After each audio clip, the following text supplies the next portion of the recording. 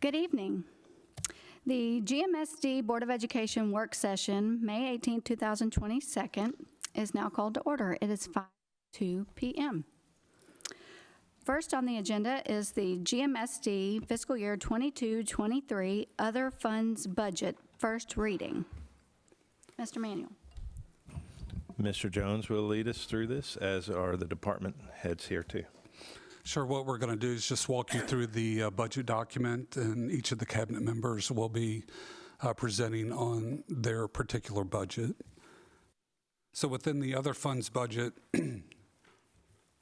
on page 3 under the table of contents, this budget includes funds for our federal projects or our federal grants, school nutrition, capital improvements, health insurance, and OPEB trust. So looking at our federal projects budget first, on the next page, our total revenue and expenditures is $2.6 million. And here on page 5, you'll see the listing of all of our federal programs that are included in this budget. Ms. Abel's going to start and present federal projects for the Perkins as well as title programs. I'll stand way over here. It's the only other microphone I see. So the Carl Perkins program to support our CTE programs. Primarily, we could say that we break it up into 3 main areas: professional development, industry certification tests, and curriculum software. We have broken down $20,000 for instructional supplies and materials for things such as our ICEV online program, virtual job shadowing, coding, adhesive. We also have consumable materials such as welding supplies, metal blanks, lumber, nutrition requirements such as purchasing the food. And then we have more money allocated for CTSOs. Those are our student organizations to support them with their travel to the state competitions. And also we have money set aside for teachers to receive professional development through their state CTE Summer Institute, STEM conferences, Snap-on PMI training, other trainings such as that. So that would be the primary breakdown of the funds for CTE, Carl Perkins. So I can stop and take questions on each one if you have any questions there before I move on. I guess, Mr. Manuel, this is a question probably for you. On the, I know we talked previously about the legislative meetings that we had where there was supposed to be, I think, $1 million from the state dedicated to CTE. Do we know if that ever came to fruition? I believe it's coming to fruition, and so that'll be for capital, not in operating. But that is something that we will expect coming, and Ms. Abel's department will do a big analysis of where this board wants to invest that money and in what programs, but that, I believe that is coming. Okay, thanks for the clarification. I didn't know if that would ultimately roll under Perkins or how it would roll. I don't believe it'll be Perkins. I think it's going to be a one-time grant or allocation from the department. So.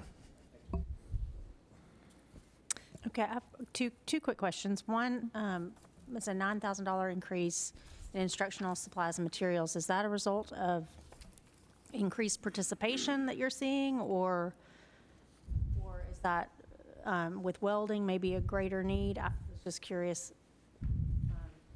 because that's a pretty large increase for the budget that was previous to this one.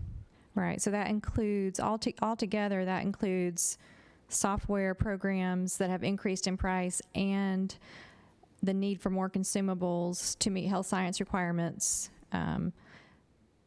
Our program has grown in mechatronics to purchase more supplies like welding supplies, lumber. So the program, we're seeing growth in the program. Yes. Which is, that's great. The other is with student support under travel. Do students, is this something students know is there, or is this something teachers tap into for students? A couple of years ago, I know we had a student who had qualified for a state level conference, but wasn't able to go because she couldn't afford to take herself. And this was through Family Consumer Sciences and their organization. And so Through which organization? There's a Family and Consumer Sciences. It used to be called. FCL. Yes, FCCLA, yes. LA, yeah. And so I was just curious if this is something that students have to actively pursue, or if it's No. teachers that They don't have to actively pursue it. So it's for regional and state competitions. And several years ago, apparently this money was not set aside for that. And so we have set aside $10,000 specifically for this, for all of our regional and state CTSOs. So Ethan Constant, our CTO director, reaches out to each teacher of the organization and says, we have this money that we can donate for your students to travel since you made it to the regional competition. So. That's great. I'm glad to see it. This was several years ago. This was before we had the ability to provide that. And I just want to make sure that our teachers tap into that and use that for our kids, because we do have some really talented kids in our tech programs that could really do well Absolutely. on multiple levels. We don't ever want a child to qualify and not be able to attend. So that would not happen now. Perfect. Thank you.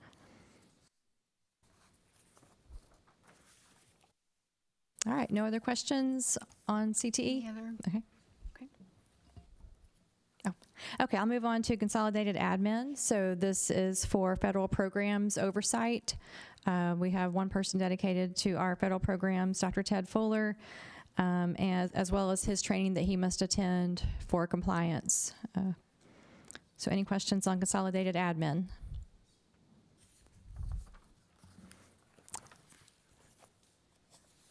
All right, I'm going to jump into our big budget item, which is our Title I funding, which supports so much of our programming across the district. So you can see a big breakdown there on page 11.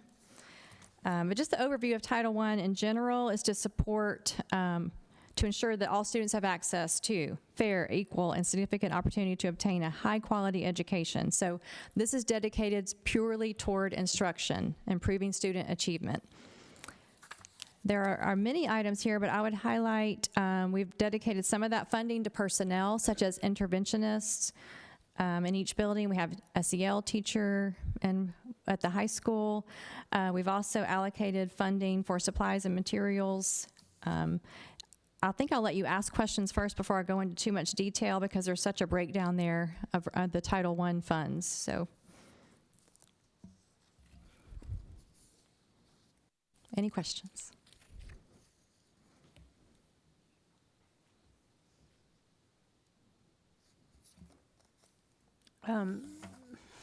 Sorry, I keep being the person that asks about the increases. I'm looking at the increase from 304 to 450 on the first line. Is Right. that an increase in numbers of bodies in the buildings, or? It's not an increase in number of people. So for where it says teachers, 7 FTEs. Right. So we've been funding an additional RTI coach at Riverdale. This is combining the school RTI and the school Title I funds. So Forest Hill is adding an interventionist, and Riverdale has 2 interventionists, and we are encouraged to put that money toward personnel to directly affect student achievement. So as far as whether we add an additional personnel, I will have to look at that, because I do believe one of the schools added an interventionist. I believe there were 2 added. 2 interventionists added. So Houston High definitely has 2, because they have an interventionist for RTI, and then they also have an SEL teacher. And then Riverdale has the RTI coach and 2 interventionists. And then Forest Hill has 1. Has that got me up to 5? I lost my count. Or 6. So I can find out specifically more on that for you. And then the other 2 full-time employees, are they, that are not, they're just not they're not certified teachers? They're other support? They're immediately below it, the 100? Right. I have my note for my 189.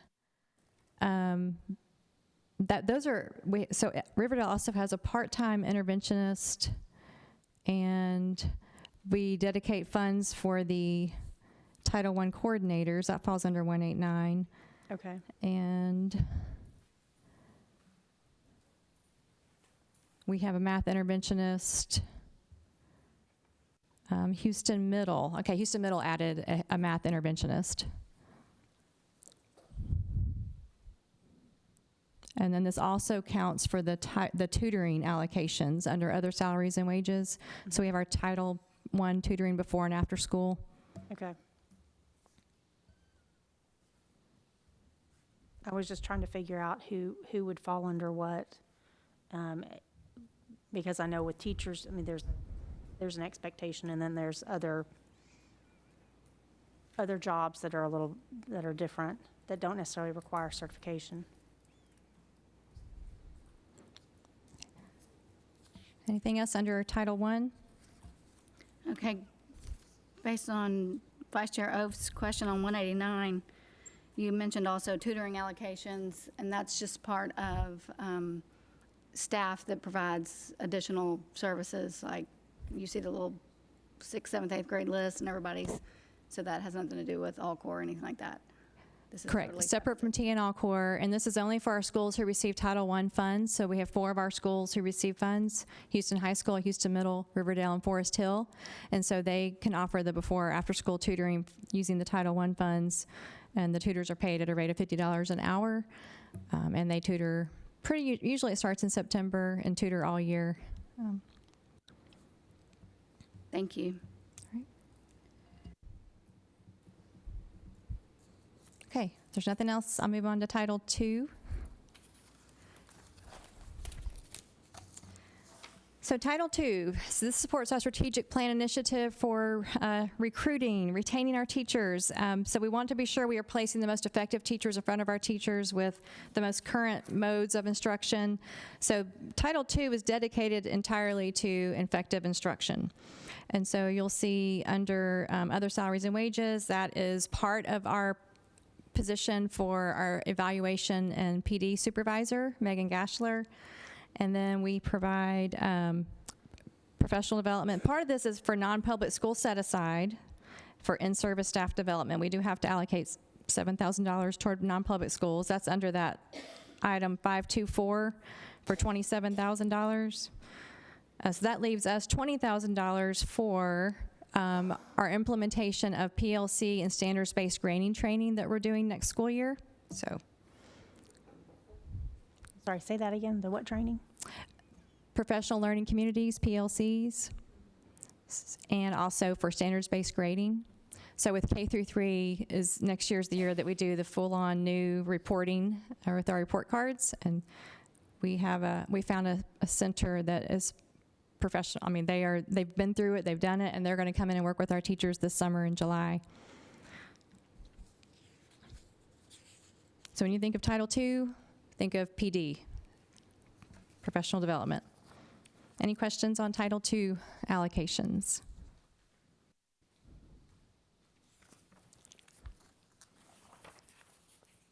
Okay, I'm going to jump to Title IV. So Title IV, when you're trying to keep all the different title spending correct, Title II is two letters PD, and Title IV, the 4 letters, I think of well. You think of a well-rounded student. We think of the well-being of the student. So it's all connected to safe and healthy student, making sure that students have access to technology to be digitally literate. Also, just the well-rounded education as a whole, which includes the fine arts. This is really where we get into the fine arts. So if I kind of break down how we spend the instructional supplies and materials, that $19,700 is totally dedicated for art and music instructional supplies. And there is a decrease in Title IV, but that's because there was a decrease in our allocations for Title IV. So we have 722 regular instruction equipment. That is for instruments. So for across all of our schools, $10,000 for instruments.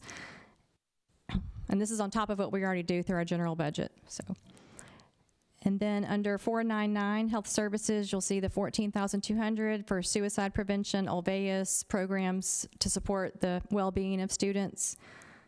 And under the support instruction, regular instruction, I'll highlight 524 in-service staff development. That's where we are able to provide professional development for our tech team, our fine arts teachers, and also our counselors. So that whole line item takes care of training for all the support of the well-rounded student.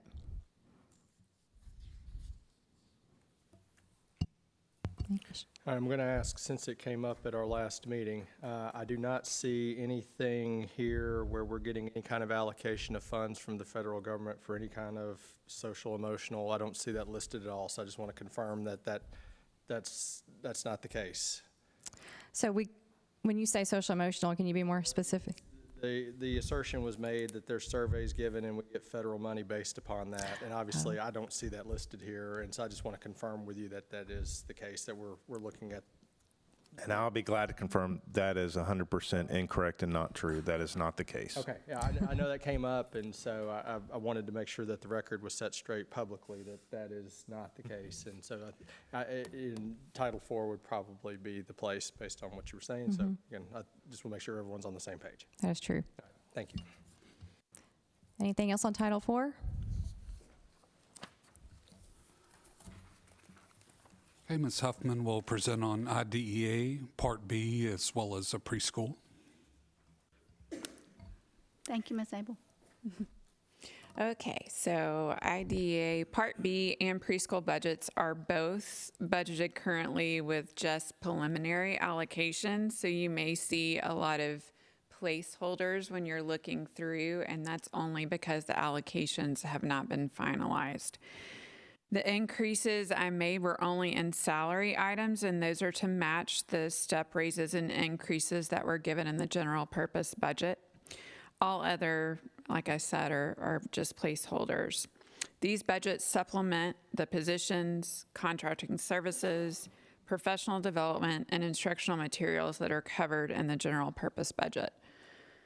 So if you have questions, a lot of my money are in people to provide support to students with disabilities, but I'm happy to answer.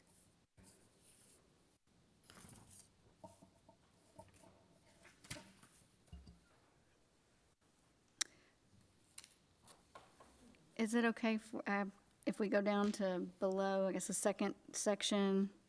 I just noticed, and I think that based on the previous budget review, it makes some good sense to me, but I wanted to clarify. So going down to contracts with private agencies, that was because we brought some other stuff in-house or increased the ability to provide certain things. You will see as soon as the final allocations come in, that number go up.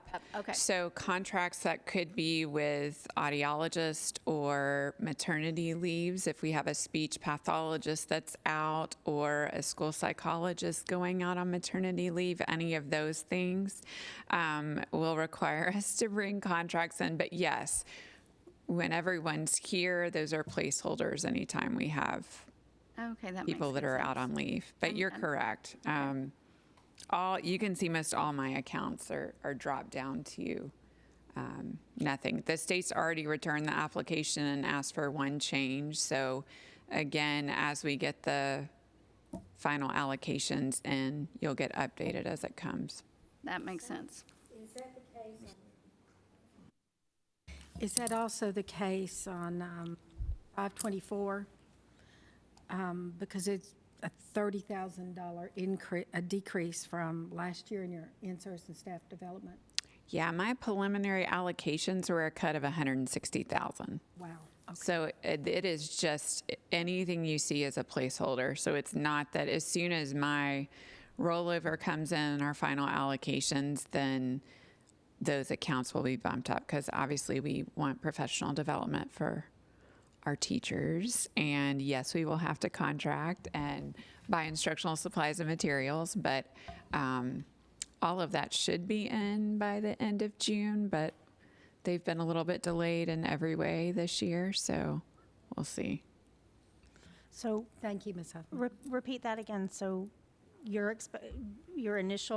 the initial information you've gotten is a cut for you for the IDEA? DEA? Yes, what came in was a $160,000 cut, but the state has said it's a placeholder just so we can get the application in, meaning that we should anticipate more funding coming down. So, Okay. let's hope so. Yeah. And typically I do that. That's a significant decrease. It is, and I will say with the good news is with ARP funding and some of the other things that I got in last fiscal year, I'm good going into next year. It's going to be the year after if we were to continue to see that type of cuts. But I think honestly, this was just here's an amount, and when we get the final money, then the rest will come in. I have trust at the moment.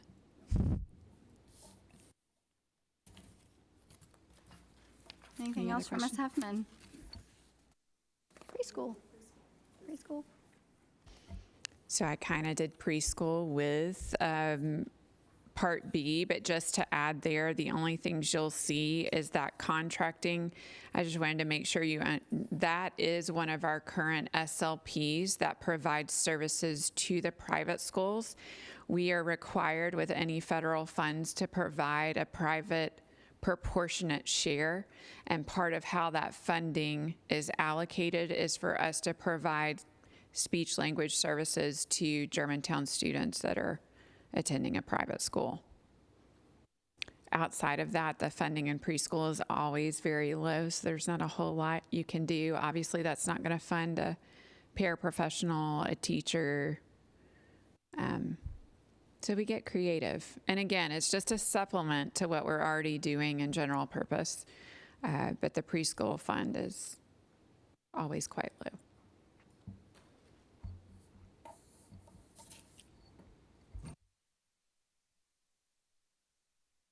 Thank you. Our next budget on page 21 is school nutrition, and I'll present that. First of all, the FY 2023 budget is going back to us, and as we transition to full operation, the free breakfast and lunch program will cease as of June 30, at least based upon information that I've received. So we'll go back into regular operation for the next fiscal year. These revenue estimates for sales, as well as USDA reimbursements, is provided by SFE, our food service management company. I did want to mention under other federal through state, there is a new grant that we are receiving for roughly $124,000, and that is a supply chain assistance grant. So that'll be new funding for next year. The expenditures are based upon SFE's projection for their fees and cost and services, as well as the district's budget for supplies, equipment, professional development, and then we have a dollar amount budgeted for U.S. commodities. Mr. Jones, where's the rollover from the cafeteria fund that we have? Which line item? Like, because our current balance, I think we're somewhere. Yeah, we're several $100,000, so that gets carried on the balance sheet. Okay. For this year, we are using, or for next year, projecting to use $174,000 of that reserve. So are we, I guess I'm just looking under, like, that's just included as part of the 2.3 million? Right, Whatever it it just is sits that- in our bank Okay. account. I just didn't see it line item listed here, so. No, Okay. just the 174 is what we're using out of reserves. Okay. Thank you. Yes, sir. Are SFE's estimates based on, I guess, cafeteria purchases from the last 2 years, or how are they basing I that? would say my understanding on this past year, looking at participation, program participation.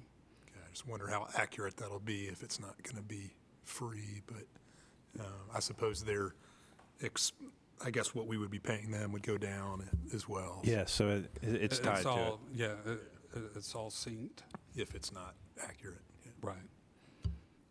I would guess that you're right with the phasing out of the free breakfast and lunch, that we will see a decline in participation. Or a big increase in a la carte sales. Yes.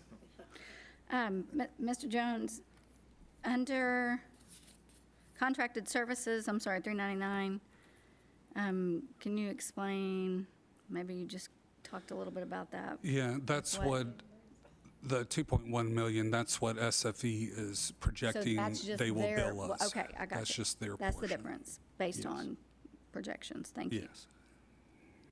I was still looking up at the revenues up top.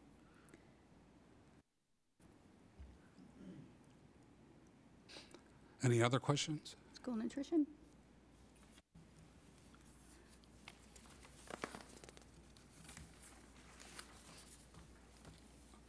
Our next budget is capital improvements, and Mr. Kathy will present that.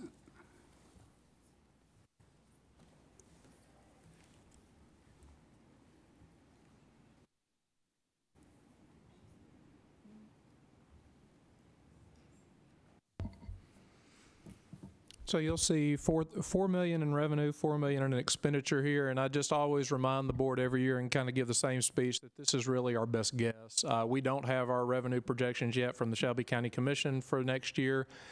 This is really our best guess at what we're going to roll forward for the Houston Middle School addition project and city bond proceeds that haven't been spent yet. Again, not an exact number because we're still spending those funds in this fiscal year. And then Mr. Jones and I get together and we look at what we've gotten in the past from the county commission and we make our best guess.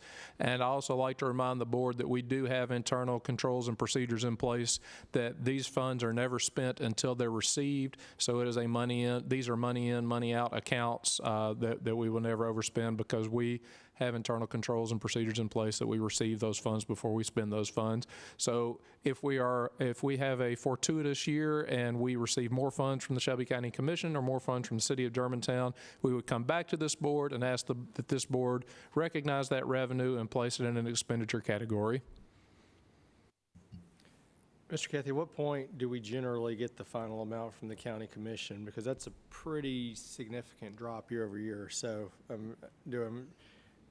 I guess that's more in line with what we had in FY '21.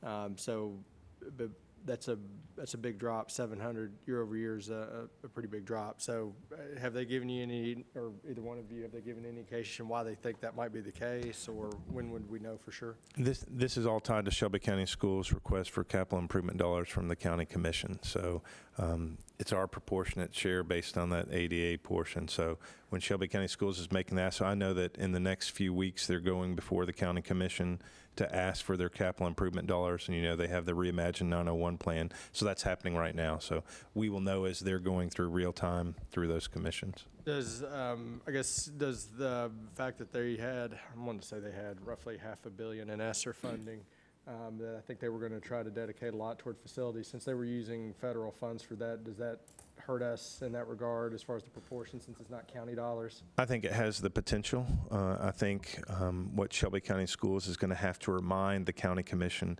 is that although the districts use portions of that federal funding for capital, the main purpose for that funding was to really deal with learning loss due to the pandemic.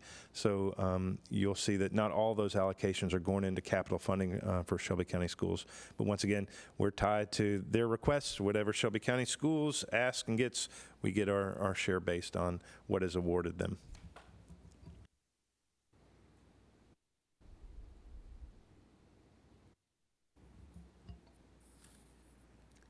Any other questions regarding capital improvements?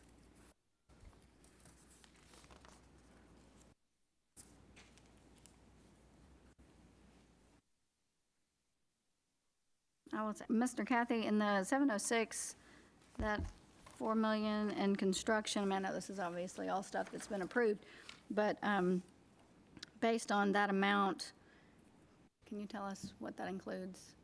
The $4 million, the $2.5 million from the city is all going towards the Houston Middle Addition project. The $1.5 million, there's going to be a touch of rollover that's going to touch the Houston High softball field project. Those are really the only two big projects that we have, and then any other funds that would be left over, we would allocate towards a capital project in our master facilities plan. Next on the list. And Thank you. like Mr. Kathy said, if there is leftover, we'll bring the project to the board for your approval. Lots of good work going on, and much-needed updates being addressed. Thank you, Mr. Kathy.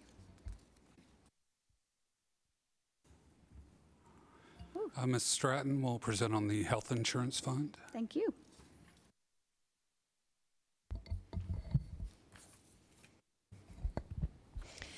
Good afternoon.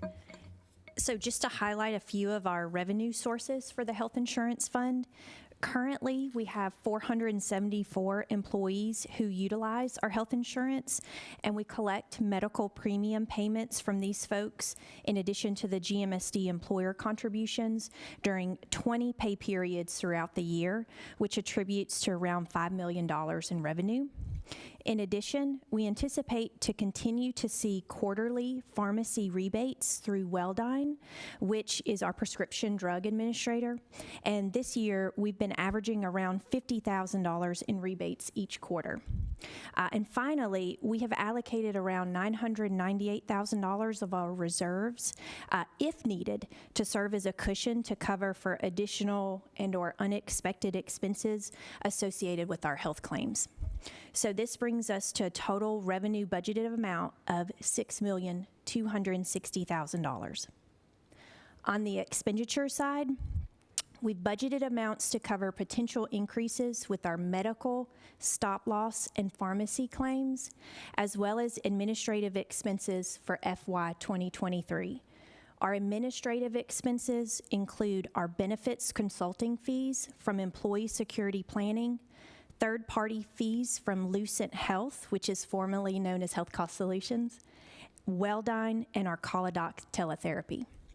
In addition, while we have had a high claims month back in August, it was around $700,000, we've been averaging around $390,000 a month in claims.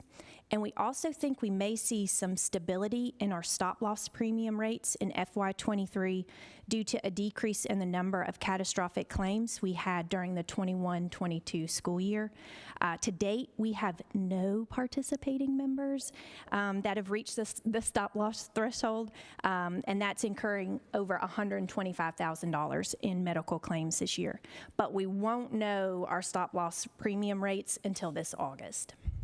So this brings us to a total expenditures budgeted amount of $6,260,000. And at this time, Chairman Griffith, I'm more than happy to answer any questions you or members of the board may have in regards to the health insurance budget for 2023. Board Member Curry? So I see the decrease year over year from the FY '22 budget in employee contributions, so I'm assuming that's a loss of headcount somewhere along the way. And I guess my only question would be, are we looking to backfill those because I don't know the numbers, you might have them off the top of your head, but if those are positions that we think we're going to backfill, then are we going to go back up on the budget? So those numbers, right now we have 474 employees. They're rolling numbers throughout the year. Employees hop on, hop off our coverage, depending upon whether or not they have a qualifying event. So yes, those numbers could increase or they could decrease. And when we develop the budget, we actually just look at a recent payroll and do an extrapolation from there. And I look back, I think this time last year we had 499 people on our plan.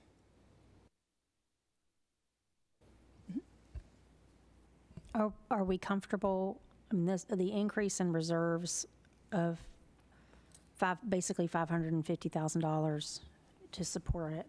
Yes, we're Substantial. yes, we're very comfortable, and we also we're going to talk about our health clinic later. We do feel like there are ways that we can use that reserve, but we've been performing well, as always. I mean, what are we, 8 years without an increase in our employees' health insurance? That's unheard of. It's substantial, and as you know, you don't see that in other districts. And at the same time, we have not been messing with the rates. What you'll see in some districts is your contribution stays the same, but the deductibles and the other parts in the plan change, and so you still have a negative impact on employees. We've had none of those, so we feel very comfortable with that use at this time.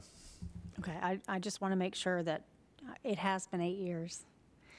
And as much as I love that and want it to keep going, I also want us to be very mindful that we don't want to put ourselves or the district in a position where we we are unable to do what we need to do for our employees. Agreed. In the long run. And at some point, we may be talking about, and it may be this coming year, an increase in that, but that's something that we have to look at the data and our reserve. And if next year's claims fall in line with this current year, we hopefully won't have to use that much in reserves.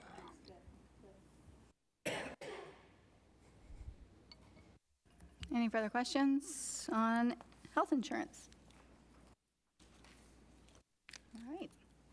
Thank you, Ms. Stratton. And lastly, I'll present OPEB Trust. On page 27, you'll see first the contributions that are going into the OPEB Trust plan.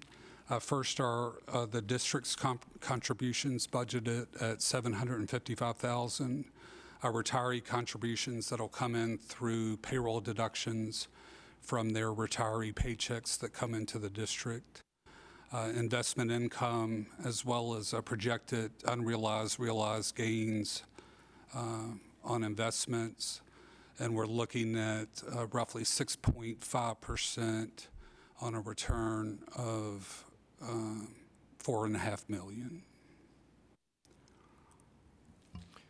Are we impacted by the bad market right now? Yes, we are currently. So when you see the next financial report, I think for the month of April, we had an unrealized loss just for the month of $289,000.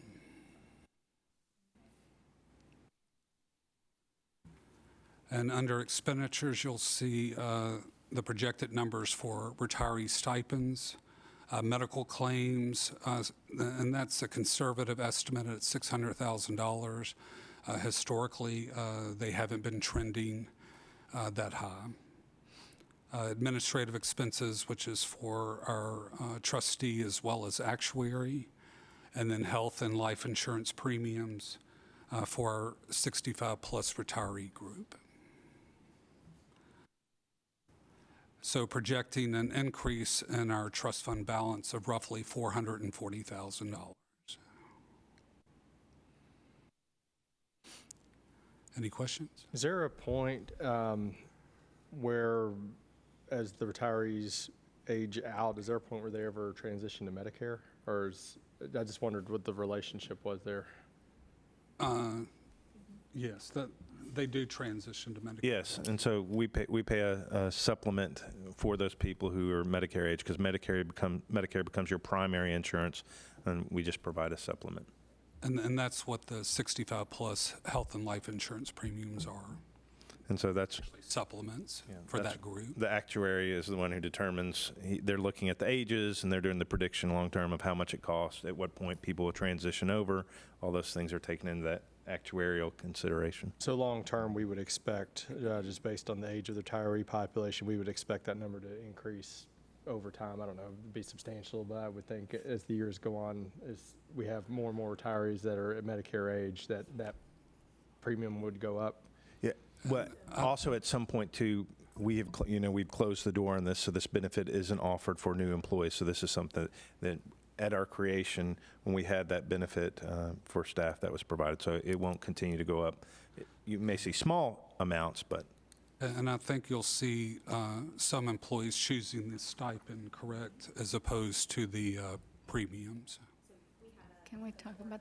Employees who retired from 2014 to 2017, they have the option, once they turn age 65, to enroll in our Medicare supplemental plan. Anyone else who's retired after 2017, then they have the option, once they turn age 65, they have to hop off and enroll in Medicare. And they have the option to have a Medicare retiree of $150 individual coverage or $300 if they have their spouse. So what I anticipate is our retiree stipends are going to go up as the years go on, and the health and life insurance premiums are going to go down because Well, you just answered my question about the retiree stipends jump. So thank you. And I always think it's beneficial to talk about the fact, once again, that we are fully funding our ARC to a tune of $755,000, so we never get in a situation where there's a balloon payment for this district. So boards many years from now will be so thankful for what you have done. As we see what happens in other districts, they're paying the minimum payment just to pay for their retirees' benefits, and they're going to have a balloon payment over the years. It's going to continue to snowball and grow, and it may be unsustainable for a lot of those districts, but not for us. I really appreciate you mentioning that. I know we talk a lot about local school districts right here in our our neighbors, immediate neighbors. But when we talk about that with school boards across the state, small, medium, large, rural, urban, municipal, special, whatever, everybody is like, wait, what? That is such a unique thing, financially speaking. And while there's a lot of folks out there that are so worried about that long term, and doing just the bare minimum, that makes a big difference when we talk about the future. And, I'm glad you mentioned it. I just think it goes, also, school boards that discuss these type of things, it really just sets us apart. So thank y'all. I walked in on it and y'all just kept it going, but I'm really thankful for it. Any more questions? All right, that concludes our presentation of the 2023 Other Funds budget. Thank you, Mr. Jones. Thank you, Cabinet. Everyone presented and answered questions. As always, we appreciate clarifying and patience with us when we're trying to dig into the numbers.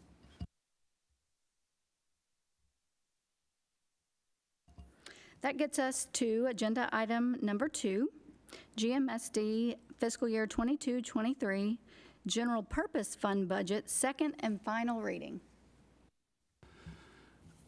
For the second and final reading, we prepared a summary of the changes from the first to the second reading, so you should have that attached to your agenda. And I just wanted to walk through those.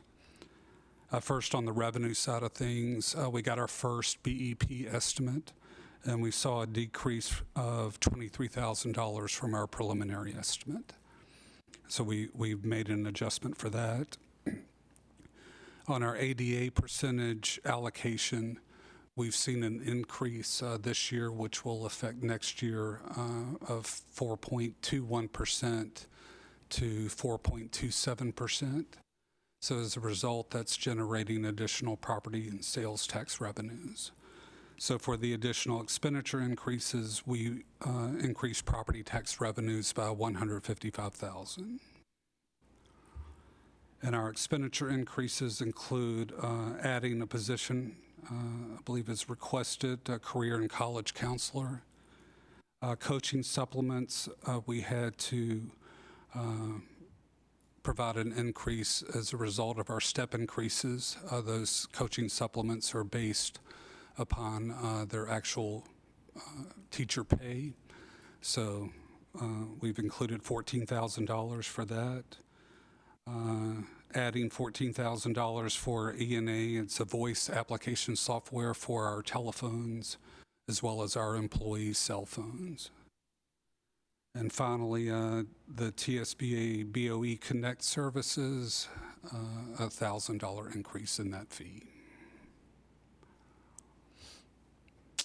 And that is it for the changes. Any questions?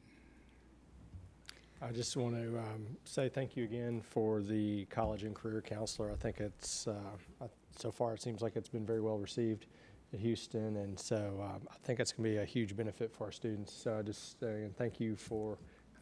And I think that's more of a mirror. It's thanks to y'all. Y'all talked about this. Y'all saw a need. You initiated. We're always glad to take the next steps and make it happen. But thank y'all. Y'all are the ones who are getting ready to approve. Exactly. Well, I think that hearing from families, existing counselors in the department already, students, parents, there was certainly a need expressed over the past year or so, specifically to me, and I appreciate everyone who had conversations about it, and I'm so pleased that this budget allows for it to be added. As we've talked about it, I've made a point in the past week to tell all the people I see, guess what? And a lot of those high school parents, including a couple of us at this table, are really excited about the addition. And what that's going to do, like I said, to not only help students and parents, but also just help the existing staff so that they can, work more together and have a lot of hands on deck. As far as the coaching supplements you mentioned, so when we went away a couple years ago from like traditional stipends to adding the percentages of salary, that's, you're saying because of the step increases that we are planning as a part of this budget, that 14 was as a result of those just going up incrementally as a result. Exactly. Okay. Yeah, y'all know how I feel about BOE Connect. Everything's going up though. Can you tell me really quickly about the applications, the voice application software when you mentioned employee phones? Basically, information from the technology department. It's an application where the recipient of a phone call made from one of our employees using their cell phone, the number shows up to the recipient as the district's school number, not the employee's cell phone number. So basically just a security privacy issue. So now, yes, I've had a few calls from a couple of admin on my kids, and I know what it shows up as. Okay, now I understand where we're going. Thank you for that explanation. Any other questions specific to the adjustments and the second reading? Thank you for the rationale. I guess, Mr. Jones, if you don't mind, because I saw you at the last BMA meeting, so I had to leave. I saw you coming in. So how did the presentation go at the city? Were there any issues or? No questions, nothing. So all good.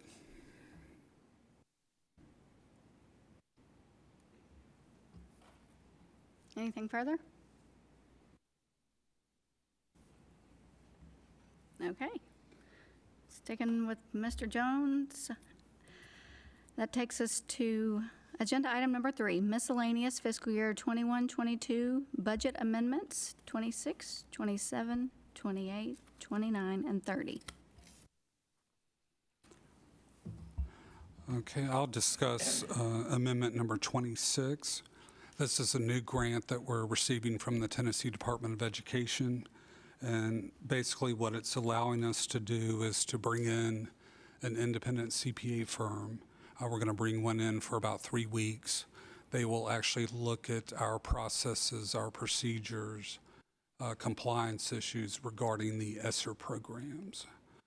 That way, if they run across any issues, we can address them now as we proceed with those funding initiatives.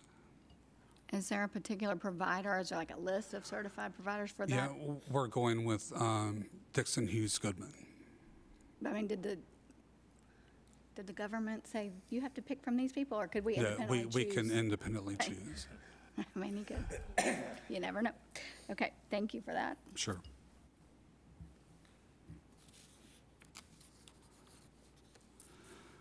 Budget amendment number 27.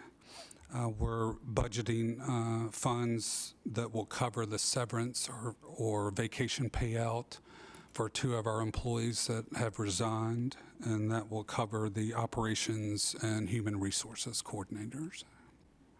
So this is the salary and the fringe benefit payout.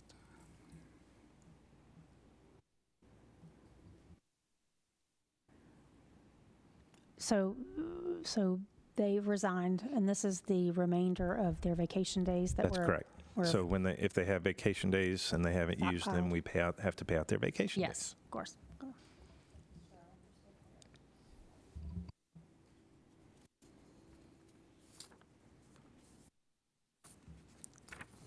Other questions? Mr. Jones, is that sales tax revenue increase, is that related to the ADA percentage increase that we saw previously? No, that's just a means to fund these 2 payouts. So we have, based upon projected versus budget, we have enough funds to increase our sales tax revenue projections. So yeah, one of the ways that we stay fiscally conservative when we see good times where we're seeing increased tax, we don't go ahead and spend that money. We leave that money sitting in our accounts for things such as this. Right now, we're projecting around 9.5 million versus the 7.8 million budgeted, so a good year.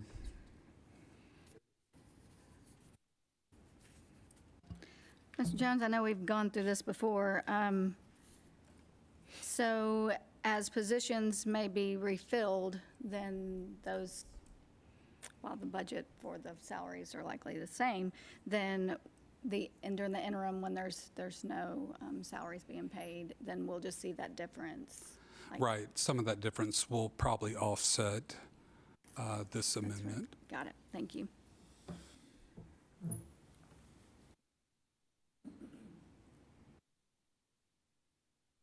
Any other questions on 27?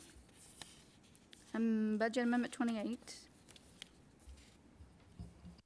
Do you want to do those?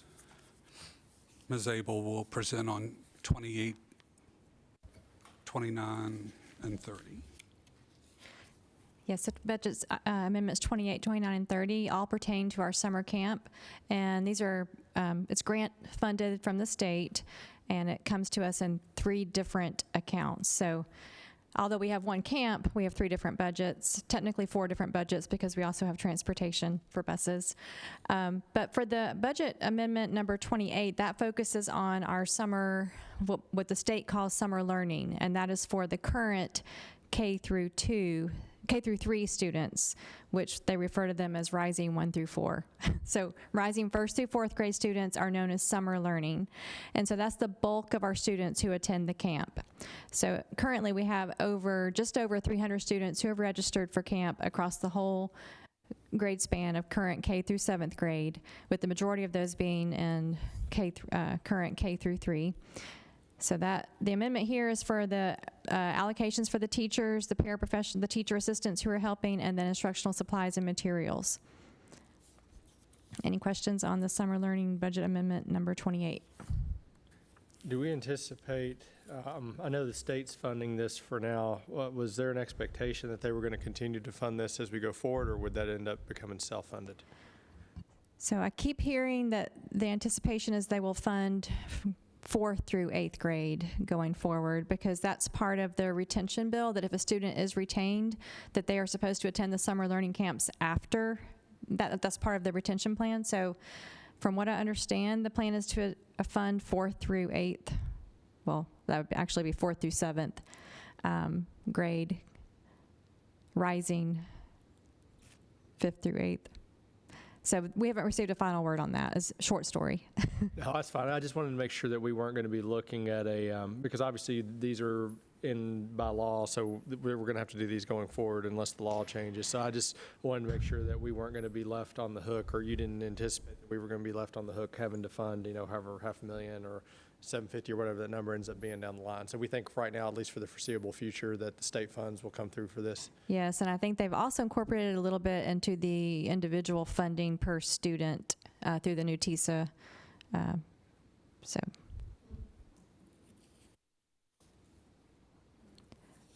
All right, I'll move on to budget amendment number 29, which is for our bridge camp. So this is for the students who are current 4th through 7th graders. Current 4th through 7th graders. So we have 12 teachers allocated to that because based on our number of students, we did a ratio of student to teacher. So we have 12 teachers, 8 educational assistants, and breakdown for instructional supplies and materials. And then also a component of the camp is to have a STREAM or STEM hour of the day. And so we have 2 teachers assisting with that project-based learning on the final budget amendment number 30. Any other questions on summer camp, or what we call Camp Extreme this summer?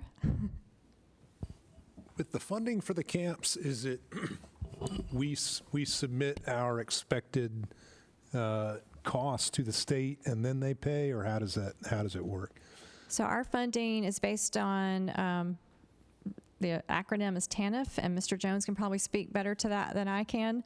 Our students who are economically disadvantaged, so they fund the camp based on our percent of students who are economically disadvantaged. And then on our end, we're supposed to show our due diligence of inviting and making sure that we get our students there, or reaching out to them, making phone calls to reach out to our economically disadvantaged students. So it's targeted specifically for that through the funding. Yeah, that's one of the challenges with how they have decided to fund it. They're not actually basing the funding on the students who are supposed to be served in that camp.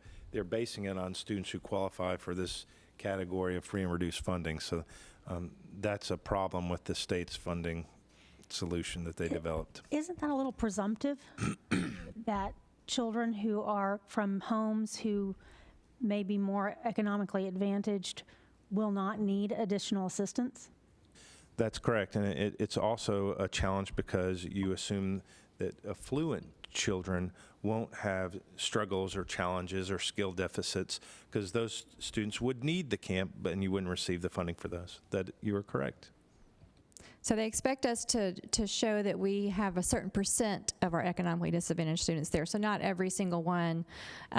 So for example, if we were supposed to have I'm just making these numbers up, for example, out of 200 students, if we were supposed to have 30 that should attend the camp for economically disadvantaged. So it's not every student. When we developed our priority lists, we made sure that we identified our economically disadvantaged, and we have hit the number that we need to for the state. So we feel like we're in a good place, and there's way more than enough funding for all students, whether they're economically disadvantaged or not. So the grant is a generous grant from the state, but it is based on TANF.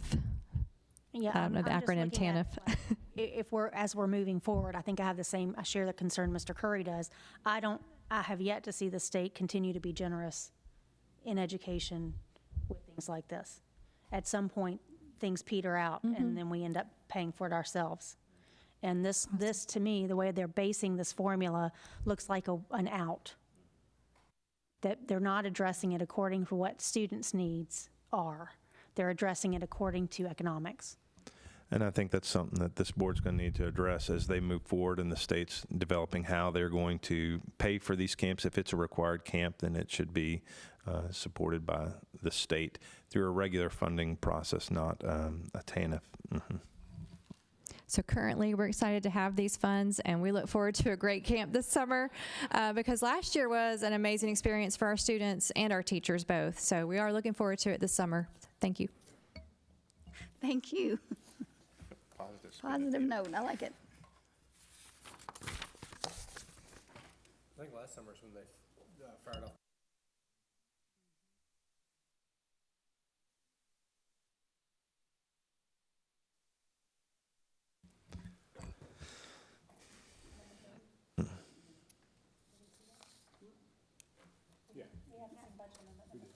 Those are all tied to the camps.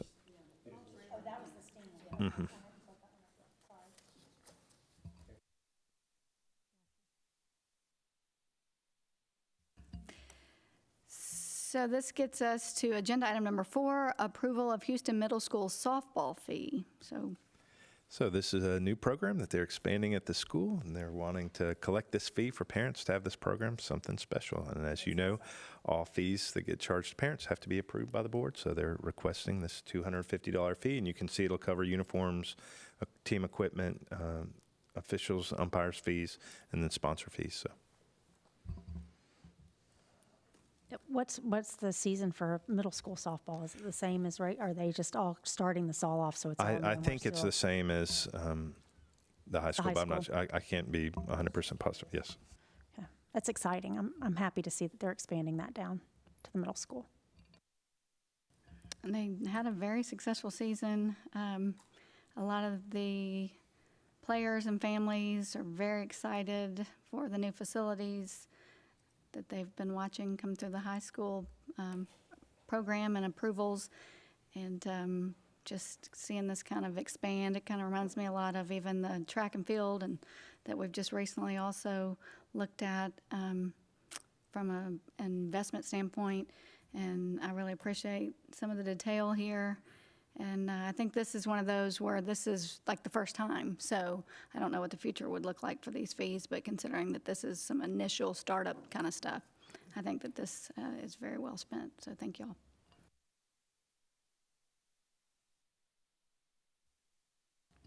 All right, we're going to get into policies. Agenda item number 5, review and revision of policies, first reading. Mr. Manuel. So as you're aware, we have annual review of policies, but also both our legal counsel, Ms. Speakman and Ms. Estes, coordinate with each other on recommendations and policies. And so these are recommendations that have come up through that, and also just from things that we've heard throughout the year that we feel like we need to adjust and address. And so we'll move on through them, if that's okay. Please. So you can see the rationale that was provided for these. The majority of these have housekeeping edits, where they change the term director of schools, and they switch that over.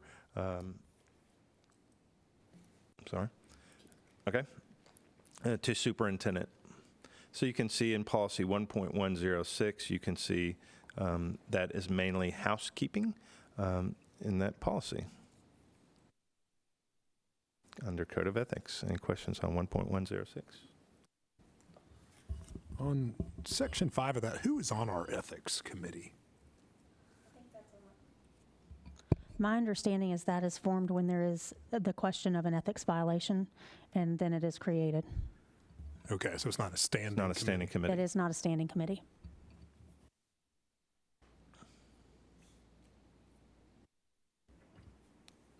Okay.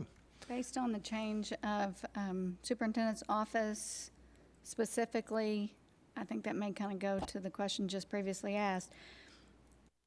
I mean, that would be walking in directly and handing it to Ms. Subramani potentially. Just here, this is my thing, to make it, I guess, officially delivered. And then, I know when we've talked about this, well, I think that may go to the committee. So depending upon the complaint, who would be able to participate, that for obvious reasons. I mean, your person that you might be complaining about or have the issue with would obviously not be on your committee. Okay. So I have a really dumb question. On line 9, why do we use the word servant? Whether elected or appointed officer, employee, or servant. It's an archaic holdover from old case law. The old master servant doctrines, it's just an archaic holdover. Do we have to keep it? No, we do not. Can we strike it? Is there a better word for anyone else? Necessary. Or is it necessary?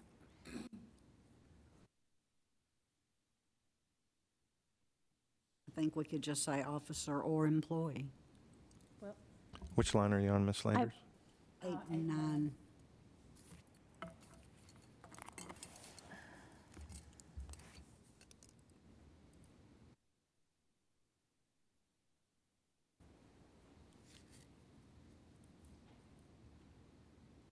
So what is the recommendation so I can make sure that we adjust accordingly?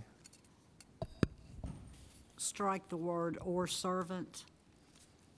Insert the word or after officer and delete the comma after officer. And everybody may not agree. It is archaic, and I didn't see the place for it. I don't have any issue with that as long as we didn't want to substitute another word. Do we feel like everybody's covered in that list that would be applicable? I do. Okay. Thank you. Okay, we'll move on to the next policy, which is executive committee. Once again, this is housekeeping, where you see capitalizations and the change to superintendent. Are there any questions on 1.301?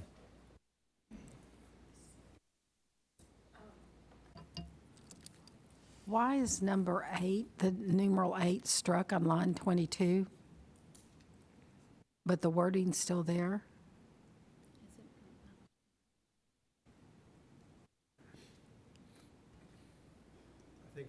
think they're saying to put it in sentence 7, Are transacted. they going to put it in, okay, so we're going to put it in 7? Yeah, I think that AM2 transact, I think it'll all go in 7. I just wanted to make sure. Yeah, I think that's correct. You're combining. I think that was a mistake. I think it should have been combined. Thank you.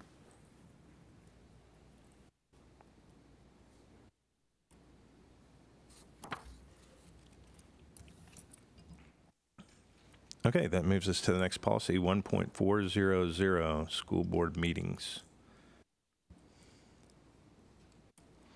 So I think it's good to clarify and just make sure we have clarity on these issues. There's no change here to current procedures. Anytime there's an executive meeting with the board, it's due to pending litigation. The language in number 2 about school security, that is not related to anything pandemic, COVID, masking, anything of the sort. That's the same as it has been. When we have our school shooting plans, you would not want to have maps or where people are going to be located publicized to the community or open. Those are not open records that could be pulled. So that that's why that's highlighted in number 2. But I do want to clarify, this is not related to any COVID pandemic safety protocols. This is related to school shooting. I did have one comment on this one, and it's concerning beginning on line 11, where it says open meetings will be physically accessible to all students, employees, and interested citizens, which is a correct statement and required. But I was wondering if y'all wanted to consider adding in there language just to notify, make sure everyone is aware that an individual with a disability could request an additional accommodation in order to fully participate to the extent any member of the general public is allowed to participate, which generally just means presence or, hearing or viewing, and that the board would then make every effort to accommodate that person. For example, you may have someone who is hearing impaired, and you may need to deal with that because there may be an issue that they would like to know. A lot of school boards, not necessarily in Tennessee, because this is more federal than state, have added language similar to this.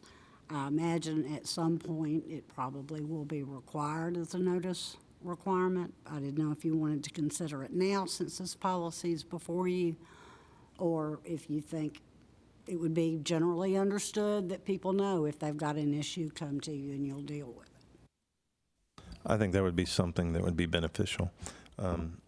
If the board was open to it, I think it would be good to add that sentence there under that line. If you would be willing to craft something if the board is open to that. Yeah. Yeah, for some reason I thought we had that in another policy, but if we don't, I think we should include it here, just so I think we would want to make any, we'd want to try to do whatever we can to accommodate, but if we don't have notice, we aren't able to in some circumstances. And that would be to the board secretary. No. The notification of, so if they would notify. Oh, if the person with a disability would notify? Yes, Okay, that would be the individual. Then I'll add to this before I send it for inclusion. What I'd said is that, the board would make every effort for a reasonable accommodation, because just because someone comes in and demands something of you, it's still got to be reasonable, and you can go through a process to reach it. But at least, and this just kind of gives the public knowledge that, hey, we want to work with you and be as accessible as possible. And with that in mind, can we place that on line 12, not included with the sentence that's on 11, but do a whole new? Oh, like a whole new section? Mm-hmm. So that the public will be more readily noticed for the general public.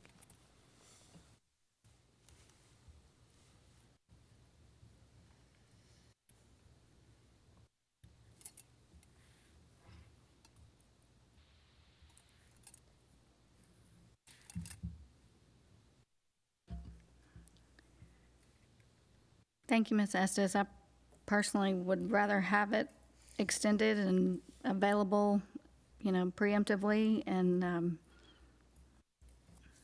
considering this addition, I think the suggestion is timely. Like you said, we're going to talk about it, and that's something that we can add. Okay. Any If other there are no questions? further on 1.400, we'll move to one that is recommended to repeal, 1.401. The reason that this is recommended to be repealed is that the board doesn't have to, you inherently have this right and authority to hold these meetings. You don't have to have a policy saying that you have this right to do this. At any time, the board can have these hearings. So it's an unnecessary policy. So the recommendation is to repeal.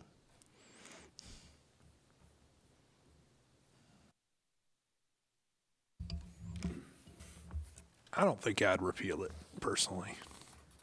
I think we get questions on what situations they're available in, and I think, again, number 4, when the board deems it in the public interest, I think that covers, we can do it whenever we want to. So I don't know. I just think it gives notice to the public, so I wouldn't repeal it. To that, let me make sure I understand, based on, these aren't frequent, but the ability just for it to be in policy then with the public notice,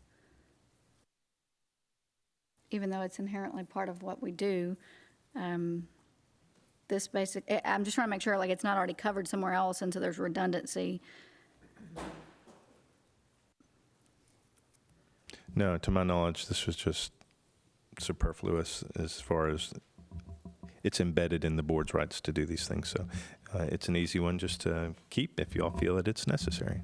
I think Board Member Strain has a salient point, because the policy isn't just for the school board or just for us. It is also for the public that we serve.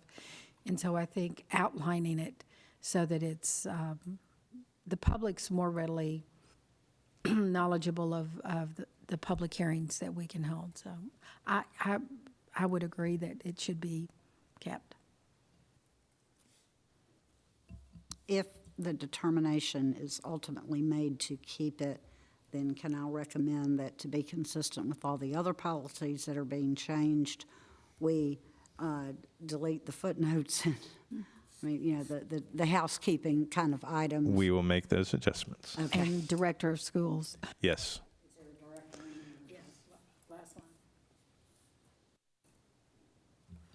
So we will make those changes. We will leave this policy in our stack of policies to be reviewed and voted on, because the recommendation is going to be like the other policies, if that's what I'm hearing. And the changes will be to change on line 13 to superintendent and to remove those footnotes.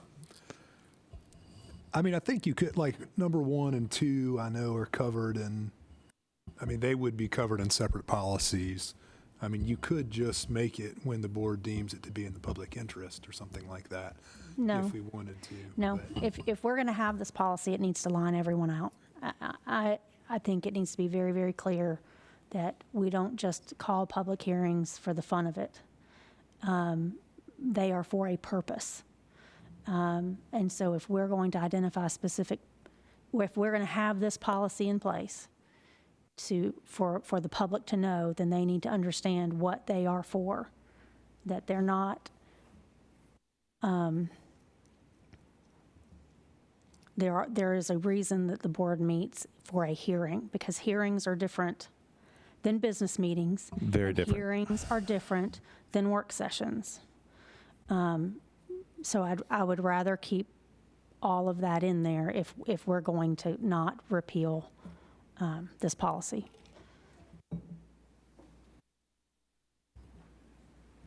Yeah, my only question was going to be the language in line 10, if it was elsewhere, because it's very specific about the request for a hearing. But if we're going to keep the policy, then obviously that question's moot. So I'm good with keeping it.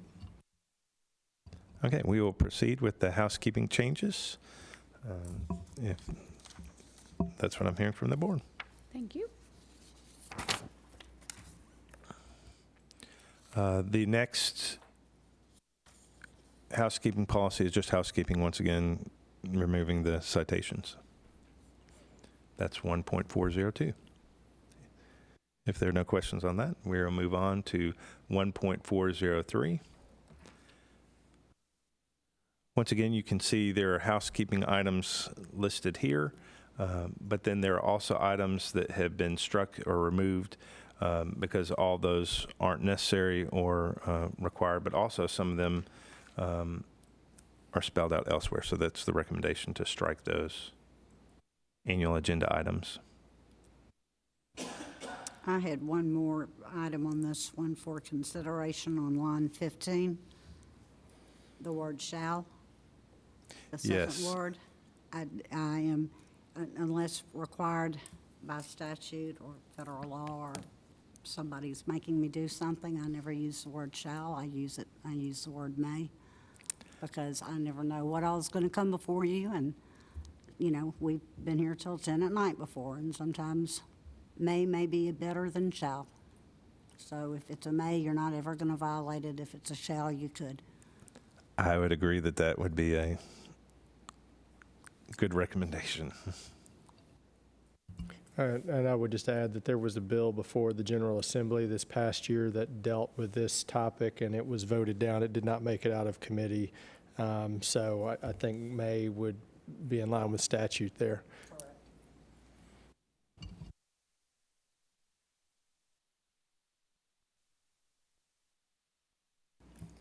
Any other questions on 1.403? Okay, that moves us to 1.407, school district records. So the changes you see here come from state statute. Once again, we got housekeeping ones. But once again, it explains the FOIA process and requirement. Essentially, you can request documents that exist from a district. You can't ask them to compile or make documents for individuals. And so that's why the FOIA form is very specific and outlines those also. So I would say, similar to what Mr. Curry said in the previous policy, anything that aligns our policies more strictly to the statutes is what I want to do, and I think this does this much more clearly. This does that. On line 18, there's something about that sentence that doesn't seem to read right to me. What page? It's the first page, sorry, in the highlighted paragraph there, 15 through 18. It says, any request for inspection or copying shall be sufficiently detailed to enable GMSD to identify the specific records for inspection and copying unless GMSD determines that the failure to review the public records was for a good cause. Should that be determined that the failure to identify with the public records with detail was for a good cause or something like that? I don't know, that just review doesn't seem.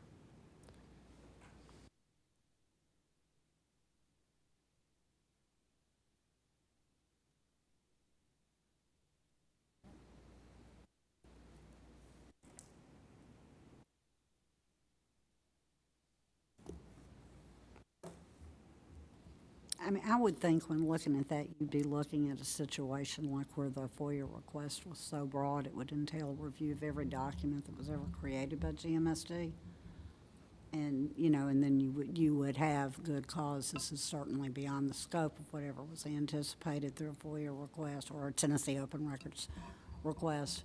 And, you know, it needs to be more narrowly defined or parameters given. And I think that would establish good cause for failure to respond. Well, yeah, I totally agree with that. It's just, I don't know that sentence to me doesn't say that for whatever reason. It just seems to.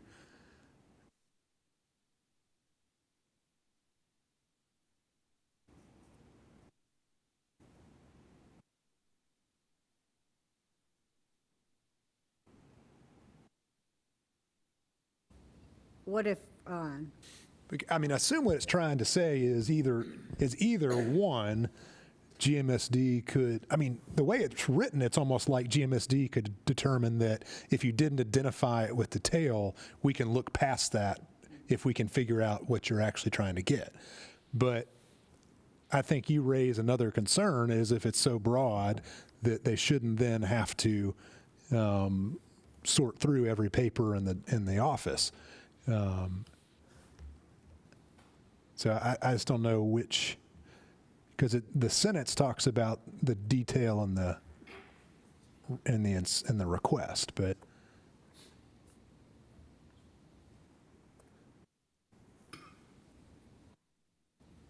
You could probably accomplish the same thing that I think you're trying to get at with this provision if you put where the words are specific records for inspection and copying, and then period.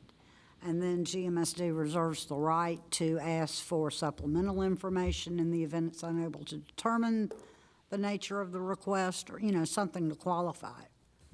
Would that address? No. I don't know. I can't think of, I guess, language right here in the meeting. I don't know. Maybe I can give it some thought between now and the business meeting, or we can talk separately or something.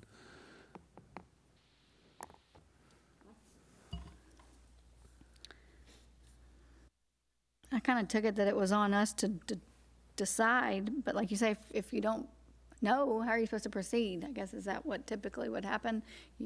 During the process, our coordinator would go back and ask for clarification. They wouldn't obviously make a paper copy of everything in the room. But there's supposed to be a little bit of expectation that a more specific request would have already been made. Yeah, I think there are times that Ms. Crowder does this, or a person in her role would, where she can help the individual by contacting them and saying, okay, tell me what you really want to see or what you're looking for. And there are times where she really helps the individual clarify their search. And that would be the same thing for inspection. So I think that's why you wouldn't automatically give the response paper that says, hey, you're denied because it was too broad a search, where you would almost say, assist the person. Tell me what you're looking for, and I'll help Help you me do that." help you. Yes. We just want to keep it broad enough so to prevent any abusive kind of situations. Right. But we also want to always maintain the flexibility, because people a lot of times just don't know. Like, for example, they don't know that there's no obligation to create a list. The general public doesn't have any clue, to that part. And so we want to have the ability for give and take, but on the other hand, we don't want to be in the process forever. Yeah, and that was the intent, is we always try to be good partners. We try to always have transparency and share with the community about what's going on. And so that's why that line was there, to essentially say, hey, there are times when we can say, hey, tell us what you look for and we can help. So we may not have captured that intent. So if you want to look at that line to try to capture that, I think Yeah, I can do that. And maybe, and this may have been what you said, put a period after copying and then kind of give an explanation after it of, if it's not. So yeah, we can look at that. Is everybody okay with that consideration? Any other comments? I think I would have to see the language before Sure. I can say I'm okay with it or not. I mean, consider to add language that we haven't heard yet. Certainly, I just want us to be careful that we're not, No, I mean, by policy, putting ourselves in a situation where our staff is having to do more than they need to or are legally required to do in all situations. right. I mean, Because I might there be is okay a with legal just- requirement, and then there's, And I think that's why this is kind of like a may versus a shall type of argument, is unless we deem it, the district determines that. Right. I mean, I'm certainly not trying to put additional obligations on it, because the request does need to be specific enough to where Ms. Crowder can find what we're looking for. And that's kind of, but I understand that if Ms. Crowder can work with then she can do so. Okay. And then I also wondered on page 2, lines 24 through 31. I just don't understand why we were striking those unless that's a legal change.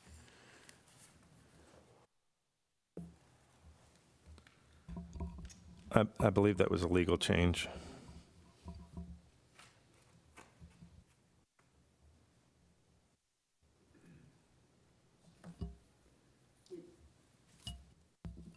That was a change, I think, in procedures. It was not something that was actually created here.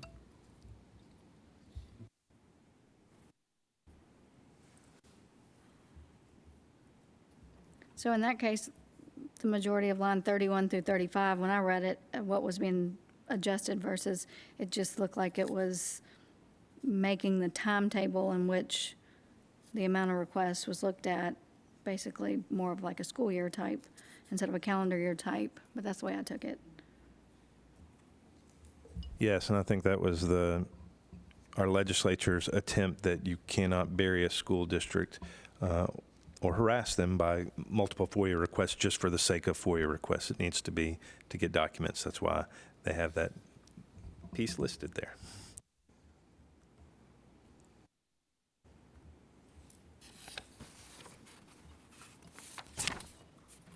Anything else on this policy?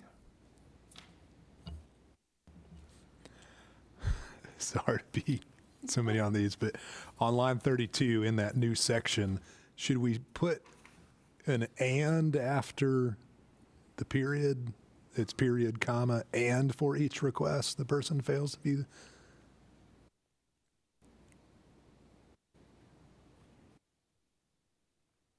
It would read better. On line 30, are you saying on line 32 after request, put an and? No, I'm just saying, I mean, because what it is, it's for each request they have to do this, right? Maybe Ms. Crowder can fill us in. It's more to do if the person makes 2 requests within 6 months and those 2 requests are denied for legal grounds under TCA. In other words, you could make multiple requests, and so long as they fall under the law, there's no limitation on how many FOIAs a person could file. But if you make FOIA after FOIA that is denied, the TCA does. At least that's how I've been interpreting that section of the law. Yeah, so if they either fail to actually pick it up or if Yeah, they that's fail to view it because it's denied. right. I mean, I think the intent there is that if you're going to make the request, you got to come in and look at it. And so, but I was just making sure that's for each one. They have to, if they make 2 or more, they have to do it for each request. But maybe that's clear enough.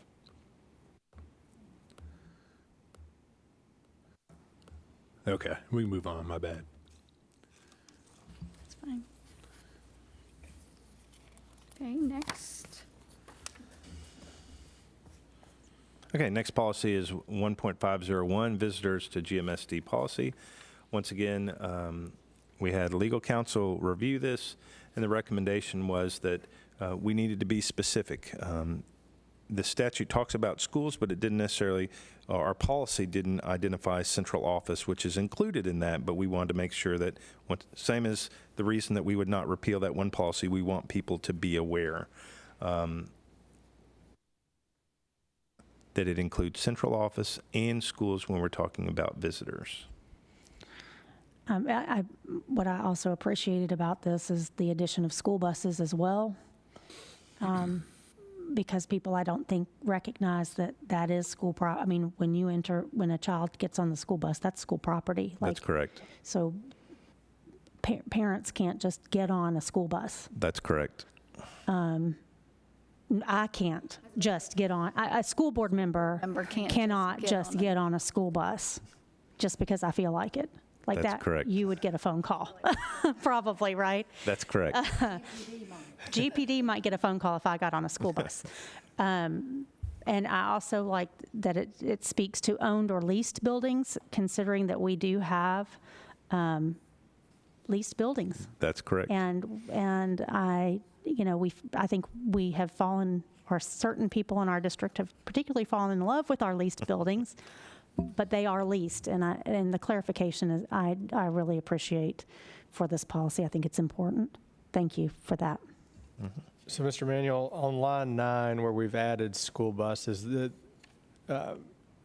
Ms. Oaf kind of alluded to that, but so we're saying no person shall enter onto school buses. I'm just going to read it in that context, except students assigned to the bus or school, the staff, parents of students. So are we, the way I read that, then we're saying parents are permitted to get on the bus, and I don't know if that's necessarily the case. So I want to make sure that we're clear on that, because if you read it just in the context of school buses, we're saying parents can get on the bus. I think it allows for parents to get on the bus. So, for example, if you had a field trip that was you could have chaperones that are allowed to ride the school bus. I don't think it, just like any time that a parent would come onto campus, for example, you can't just enter onto campus without permission, but this allows you to do that. Yeah, I just don't want a situation where a parent feels like this compels them to, jump on a bus and yell at a bus driver or do something of that nature. So, because obviously that wouldn't be permitted. I think the limitations of parents on the bus would be limited to field trip. But like I said, when I read that, disregarding everything else, if you just read no person shall enter onto school buses, but then it's the staff and then parents of students. So I read that as that being permissive of that. And I just want to make sure we're clear on our intent. Well, and I think if you look at line 11, it says, or other persons with lawful or valid business on the school premises. I think that's what would be the answer if the parents have lawful or valid business to be there. But I do agree with you. There is there may need to be a little more clarification there. I do wonder if moving, I thought about moving 13 and 14 above 8, but I think that's not necessarily going to do that. That's not going to provide that clarification. What if you put a sentence after, a period on line 10 after the word school, and then put staff of the school, parents, etc., may be on school buses or other grounds, provided there are valid business pre-approved. We could add, if to provide clarity, in that one clause after the word school, comma, you could put approved parents of students. I think that would accomplish the same goal. Yeah, thank you.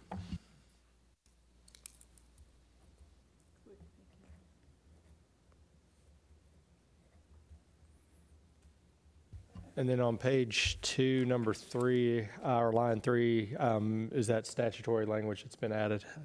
Yes, that is straight from statute. Page 2, line 3, the highlighted section. Yes, all that comes straight from statute.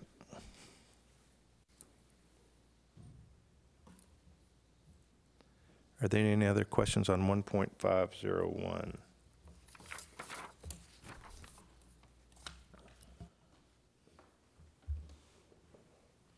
Okay, it moves us to 1.600, policy development and adoption. This one is pretty straightforward. It's just housekeeping issues that we've been dealing with, superintendent and also footnotes. Any questions on 1.600? Page 1, 7, and 8, that's basically just redundant from previous Yes. sentence. Okay. I'm okay with 7 and 8, but if everybody else wants to get rid of it, that's fine too. But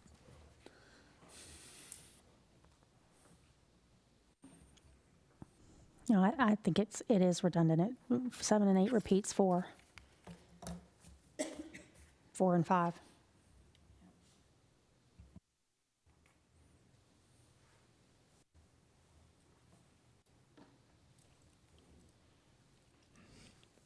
Thoughts, Mr. Strain? I mean, I'm fine. Again, I'm fine deleting it. I just know that, again, we get questions sometimes on, who is it that's setting, school level policies and action or Procedures, yes. And so to me, this is a place where you can point someone and say, this is the difference between policies and procedures, that sort of thing. But again, it is covered by, it's more detail on what the difference is between at the school level or the administration level and the board level. So again, I'm fine either way.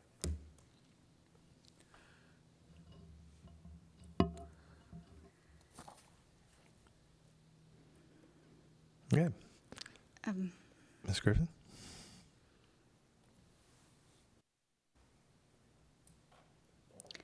We use the term procedure as far as school operations go pretty interchangeably. This says rules and regulations. And talks specifically to personnel.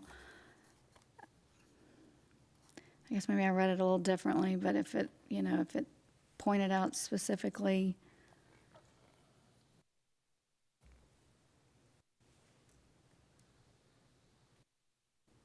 I mean, I don't know, rules and regulations and procedural, from a wording standpoint, semantics, is there any other way that we would want to say that with it being specific? Where it does talk about the school level, like you said, board member Strain, it clearly states what our role is. It doesn't, removing this, it might eliminate. I mean, it's a little strange because it's really more in the superintendent and administration's wheelhouse on, what's the correct description of what they're doing with it. But for that, and so maybe for that reason we just strike it. But I just think that it does give a little bit of additional information on the difference between a board level policy and a school level procedure.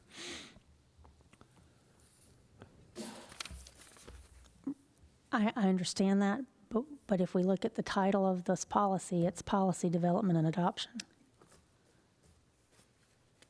So I feel like that, if we want to talk about procedures, I think it's somewhere else.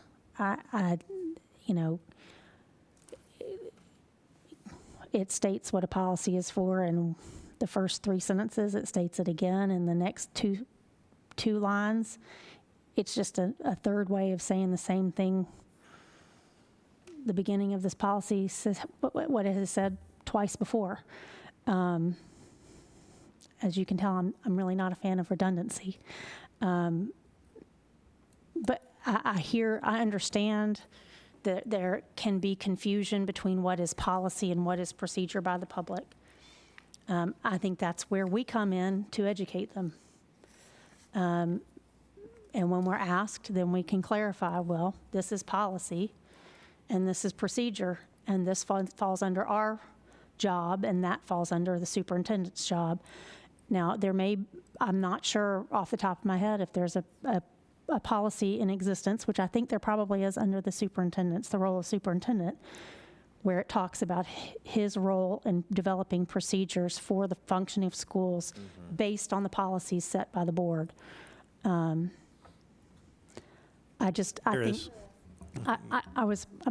know I've looked at it before. So I think this is specific to policy development and adoption. It is not 3 feet down the road where this goes, even though, it's stated twice already in it without the third, what this is for, what policies are for. So I'm for striking it. I'd like to see 7 and 8 go away. On the previous cross-references mentioned, the primary was role of the Board of Education, which is also very direct, but specifically limited to the handful of things. And then the superintendent policy specific to duties is in that way. So when I started looking that up, when you mentioned that, this is to Vice Chairman Oaf's point, I guess, this is specific to what we do as opposed to where in other policies, other people's duties are listed already. That's fine. Again, I'm fine with cutting it. But I will be looking at the other ones just to see where it's listed or kind of how it's listed. now that we've all discussed it, so I appreciate the dialogue. Okay, 2.600, bonded employees. And so this just clarifies real specifically what's required of bonding. The purpose of bonding is in relation to fiscal oversight. So if an individual who handles and deals with the signing of checks or the financial for the district, they're required to be bonded. It's an insurance policy on those individuals if for the district's purpose, that if, for example, Ms. Griffith decided to embezzle millions of dollars, that the district would be able to recover those funds. That's the purpose of that bonding. Not that that would be possible, but we have lots of checks and balances in place to prevent that. But yes, just know that that's the purpose of those bonds. So this just clarifies who and what individuals are bonded for. Just some general housekeeping on this one. I'm just going to ask. I'd like to reserve the right to speak to this policy specifically in the business meeting. And so I don't know, obviously we're going to have 2 readings, so I don't know about putting it on consent in one and as an action item and the other one, or vice versa. But I do want, I have some things to potentially say on this one, so I want to be able to reserve the right. I don't want this one to go straight to consent and not lose an opportunity in the business meeting to speak to this one. So what we will do, as we set the agenda, we will make sure to pull 2.600 out, which means it's fine. It'll just require a separate vote of the board. But in order for you to do that, we'll make sure that that is a separate agenda item. It can in the future be put in the consent agenda, the next meeting. Perfect. So action item this time, and then consent for, I guess it would be the July. I said the resident parliamentarian, would we do that after the discussion and vote on the first? On the Next. first reading, it would be in the regular agenda, Right. yes. But to move it next to the consent? Right, the after the following. original discussion on first reading, then it could be moved to the second reading to the consent agenda. That could be done at the next work session, potentially, Yeah, I or think- whenever. It doesn't really matter, does it? No, I think unless there's an objection at the work session, it would be an automatic consent agenda item. anything specific. Right, It would just get rolled? right. The Okay. request is for this meeting only. Thank you. Yeah, correct. Thanks for clarifying that. I didn't want to run afoul of So- procedure. So I always have this question with regard to the board. And I guess I address it to you, Ms. Estes. Is there any need for the board to have officers and directors insurance? Any specified need that we would need that type of insurance? I do not believe so, because you're covered under the district's, all of you are covered under our district's current policies. So regardless of roles, And we've affirmed that. I believe so, but I can get Mr. Cathy to make sure that you are, but yes, you are, as long as you're, with all of us, even with district employees, as long as you're acting in your capacity, then you're covered. Thank you. And the clarification of this language is, again, just like we have with several of these other policies, making sure we're totally in alignment with Tennessee statute, clearly, so it's That's clear. correct. Okay, thank you.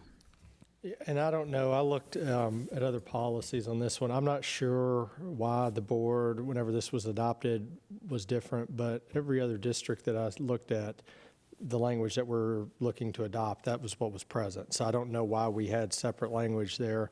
But again, I think there's some clarification needed on that and a little background. And I would just add, this is the reason that you don't, well, for a number of these policies, this is the reason that you don't bind a future board from being able to take an action.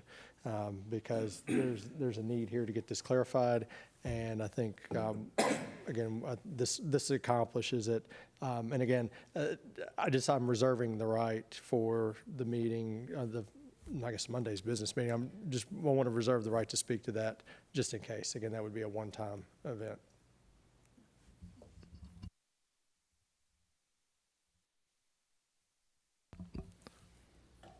Okay, so that moves us on to our next policy, which is 3.400, student transportation management. Ms. Beekman worked with Mr. Cathy to make sure that this is updated. Once again, this is just aligned to statute and our requirements from the state. So what you're saying is there were so many changes, it was just easier just to scratch all the other and update with current policies and practices. And Mr. Cathy could answer any questions if you have specifics about what's required. Are there any questions on 3.400? Okay, that moves us on to our next policy, 3.401, and this is a repeal because of it's included in the other information, the previous policy.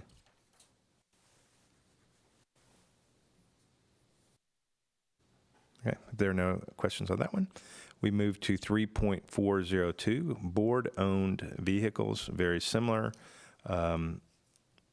It removes language that's not required in statute and is very specific about board-owned vehicles. And we have very, very few of those. I think we have two, or it's three? Three. Are there any questions on 3.402? Okay, then we move on to 4.804, religious content of courses. This is just housekeeping with the citations. Next policy is 6.409, child abuse and child sexual abuse policy. It's just updated to align with current statute.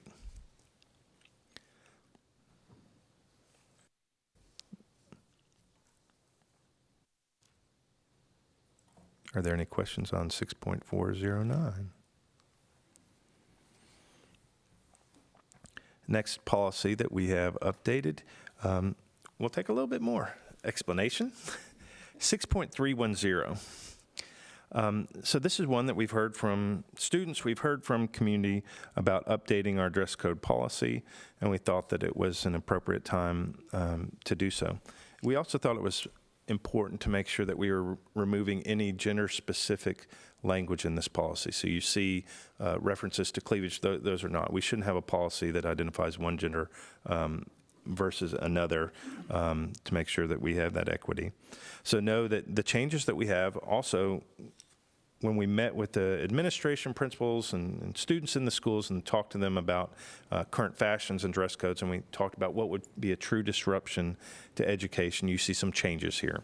So some of the things that I'd like to highlight. So currently, our policy does not allow bare shoulders. As you're aware, there can be very appropriate dresses and outfits that do have don't have that shoulder. So know that that is something has been removed. Same for defining what upper back, what you're looking at. That doesn't mean that we can remove all language as far as bare midriff or back, because there are situations where a tube top may not be appropriate for school, or if you think about maybe there's a boy who wants to have the full cutoff shirt and have that and show his six packs. That may not be appropriate for a professional or a school setting. So the way that we've talked about how it would be enforced in the school, if you think about, and I always say, the WWE wrestling belts, that area should not be visible or shown. You can't have lower back. You can't have their stomach showing. Also, too, when we look at fashion and styles, instead of talking about 4 inches above the knee, it's very difficult to find any shorts or outfits that would meet that requirement. So what they do is they do fingertip length. So if the student is standing up and they're putting their hands to their sides, that would be the length of shorts that you would have to wear. I've got a question about that, so I've got to do a little visual demonstration here, so bear with me. So how do we prevent this from well, they do. Yeah, and that's what we always say. Yes, it is when the shoulders are relaxed at their side. That's why they say fingertip length. You can't, because they always laugh when we talk about this, because there's always, when they get called into the office, the moving of their arms to address the shorts. But you're correct. All right, and then my other question, I guess, on that, and I didn't really see it specified. So I think back to, just because I had experience with this year, so I think back to the Houston Middle Winter Dance. Are we talking that these standards are applicable to the dance, or are there dance-specific dress codes? Because I know it's going to come up. And then if they say, in regards to the dance, that dress code's enforced, are we talking about this, or are we talking about event-specific? And because the fingertip length, I think, would have definitely been a concern at the dance. That could be prom or any event outside of the, I guess, learning environment. Sure. Right. Yeah. Well, and I do think that in the second page, line 4, the principal may allow exceptions in special circumstances. I think that would fall under that, the prerogative of the school leadership to say, you know, it's a little bit different because it's prom, or it's a little bit different because it's. Yeah, and this is one, too, that Mr. Curry, and when we were discussing this policy earlier, was concerned about the word prohibited, which it's currently on your page on line 8. We think that the principals do have the authority to allow items. So if they wanted a pajama day, or if they wanted to award a special dress, or if they wanted to say, because a lot of times prior to the dances, the administration will send out communication to the students saying, this is what's appropriate for the school dance. You'll see those communications go out. We thought it may be helpful on line 9 to add additional language. So this is after our conversation today, Mr. Curry. Unless the school principal permits otherwise, to add that language on line 9. So know that there are exceptions when they could allow those following items. On page 1. It's also listed on page 2. You also see that same language on page 2, but just to avoid any confusion, this is some redundancy, but by making sure on line 9 on page 1, we're talking about adding a clause after the word schools, where it says, must be observed in all Germantown municipal schools, adding the clause once again, unless the school principal permits otherwise. And so that would allow for those special situations like dances. It would also, we hope, you know, that you're concerned about prohibit, we were trying to avoid that because it allows that. Yeah, and I'll just clarify for the board, since they weren't privy to that discussion. I had concerns because under prohibited items, you see prohibited, and then one of those was pajamas. And we know that we have pajama days at the elementary schools. But when I see the word prohibit, that usually in my mind means that's the strictest form of not allowed under it, like weapons are prohibited. And so we wouldn't allow an exception. So my concern was over the word prohibited, because generally if there's something's prohibited, you don't grant an exception. If something's generally not allowed, then you would, to me, that's more permissive. It was just a concern of the strength of the word prohibit there, because I wouldn't want, you know, I don't want there to be any confusion about, I'm all for the variances and the I guess the exceptions and all that. I'm fine with that. I was concerned. So my conversation with Mr. Manuel was dealing with the word prohibited, because that's very strong. Like, I view prohibited as the strongest form of no or not allowed on that. I prefer to be clear, and I think prohibited is clear, as opposed to we don't really like it, or we prefer, or, I mean, I think prohibited says on a daily basis, you don't wear these things to school. And then you look at the next page and it says, the principal may allow exceptions in special circumstances. And that addresses all of the above and says, there may be exceptions here. I really don't even think you need the clause, because it's already addressed in the second page. It says, special circumstances such as holidays, school-wide programs, special performances. Again, and may further prescribe dress in certain classes, such as physical education, vocational classes, all of those things. Or labs. So there are labs. situations in chemistry lab where you have to wear closed-toed shoes. Yeah, in food labs, you have to wear closed-toed shoes. So again, you go back to, I hear you and I understand the dislike of the word prohibited, but I think it's a very clear word where sometimes if we move away from the very clear words, people feel like they're soft and can manipulate the situation. Whereas we're allowing for exceptions for special circumstances. If we want to include, well, school-wide programs to me include dances. Or even football games would be, I would think, would fall under that, because if you look at our football, if you look at our student section in the football games, and you've got people with body paint on, they're not following dress code. But I think, again, the principal can allow that as an exception. It's allowed in policy. So I hear you. I like clear language, and I feel like that is clear language. Yeah, I'm fine with that.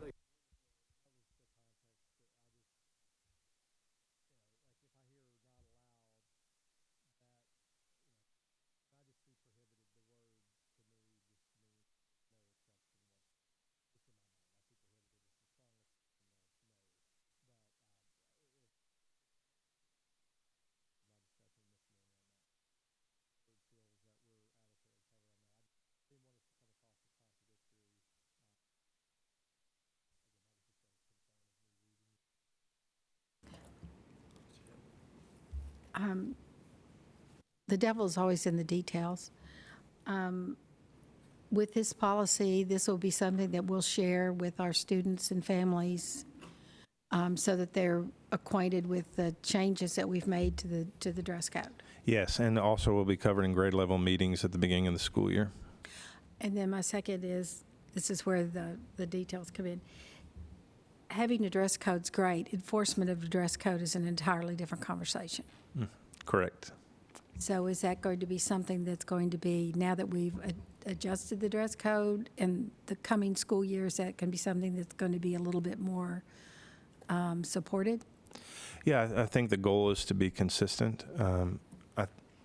I think you always struggle with the challenge of not disrupting our instruction, educational purposes.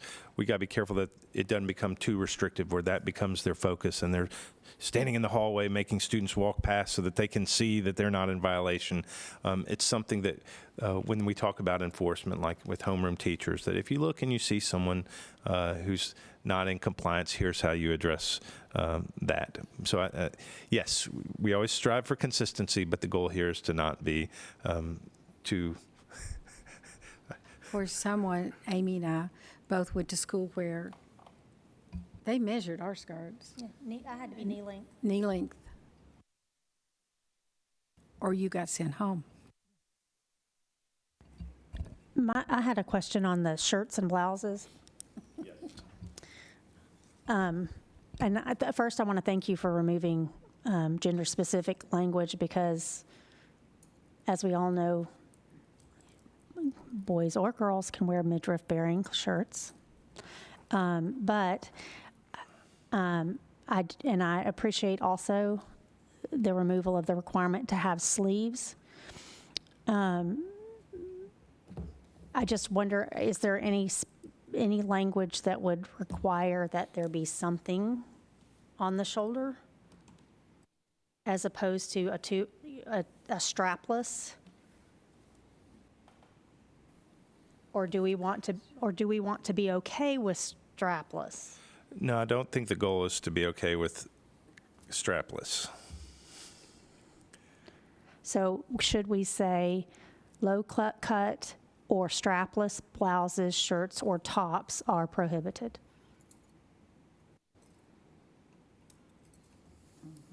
Yes, I think that would be a. Okay. I was just wanting to make sure we were very clear because I'm thrilled as a girl mom who knows how shirts are mostly sleeveless in a lot of different circumstances, or they're sweatshirts. I mean, it's either everything's covered or nothing's covered. Being able to have the thin straps is a great thing, but it makes it easier for me to say no to certain things. Yes, if it's so we will add on line 13, low-cut blouses, comma, or strapless shirts or tops. or low cut or strapless blouses, shirts, or top. Low cut or strapless. So put it before the blouses, but after the low cut. Is that Got it. Is that Low cut okay? or, yeah, I think with that is, everybody? I think that accomplishes our Okay. objective. Okay. And feel free to use my demonstration in a video if we need to, like to show like, Yeah, I'm willing. This is not acceptable. I'm willing to be the model for that. To be fair, there are some people that just have really short arms. It's got to be a school board first Those short arm people have an advantage. That'll be their one advantage of having shorter arms. You also have really short legs. I'm just speaking from personal experience. Okay, to Ms. Lander's point a moment ago, consistency, promoting the change to all students, staff, parents, and then making sure that training for what you kind of described as far as staff. I mean, we have a few days of school left, and we'll take care of this next week, but as we hit it in August, we really want to make sure everybody is all on the same page of expectations, and so. Well, and back to school shopping, I mean, for real, that's a real thing. People need to know what's acceptable and what isn't before they spend money out of their pocketbook. That's a great point. So as this gets a second reading over the summer, we will make sure to do a communication piece out for our parents. Thank you. With a fun video with Mr. Curry.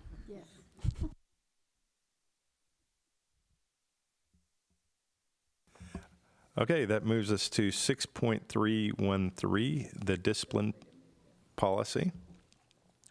One of the things that previous board had strived for was consistency also, and we weren't seeing consistency. And so we had moved Category B offenses to a district level decision so that there wasn't that consistency. We feel like we can accomplish that same goal and achieve that consistency while also giving the administration at the school autonomy to make those decisions based on the circumstances when discipline happens or is required. And so actually, in talking to Ms. Curry, this was one of the recommendations that he discussed with us was, hey, is there a way that we can do that, provide that autonomy back to the school level administration so that it doesn't require families to automatically go through the DHA appeals process that can be handled at the school level. And as the board knows, if you all have watched those DHA hearings, you know that's something that gets discussed often in those. So what you see here is returning to what we had previously had. It's allowable by law. The only thing that requires those long-term suspensions are those zero tolerance offenses. And so you see Category B going back to providing the administration at the school level the autonomy to make those decisions based on the details of what happened in that case. So as I'm reading, the difference between Category B and Category C offenses really just comes down to Category B guidelines will be made to law enforcement authorities, and Category C, it's a may. But otherwise, I guess the options for discipline are the same now. That's correct, and that's something that Mr. Curry and I also were discussing today. The options for discipline are the same in all of these, B through all the categories when you look what is possible for those. But you're correct, that would be the difference between those categories. No, I think it's just phrased differently. It says notification will be made to law enforcement authorities for B. And then, yeah, so B and C essentially are the same now. Well, I think the disciplinary options, not the offenses. Right. but, I mean, you could almost combine. So, again, I guess for context for my discussion with Mr. Manuel, I'm looking at statute right now, so everything is outlined in 49-6-3401, and there are no categories. It basically lists the three items that calls out that are state required, 180-day suspension, no matter what, but everything else is just on a list. And so my thought was, rather than dealing with category B versus category C versus category D, there's a whole list of possible accountability options. And the thought, or again, my thought would be to leave it up to the principal. So let me just walk through a scenario.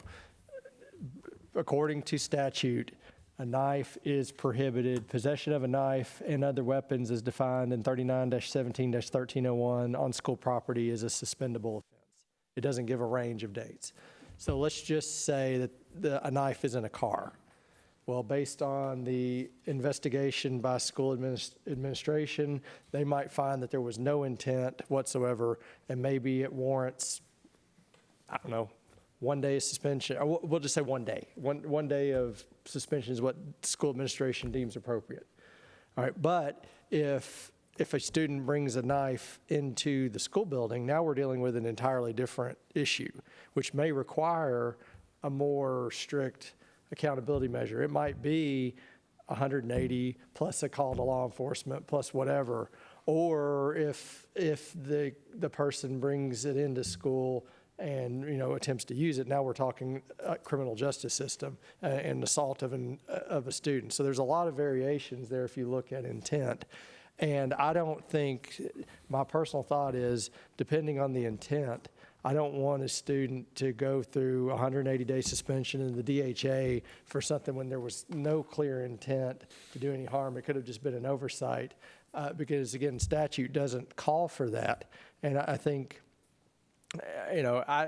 I personally am putting trust in the admin, and most of this time this isn't going to be at the high school. I mean, it could be at the middle school, but we'll just say for the high school for this specific example here.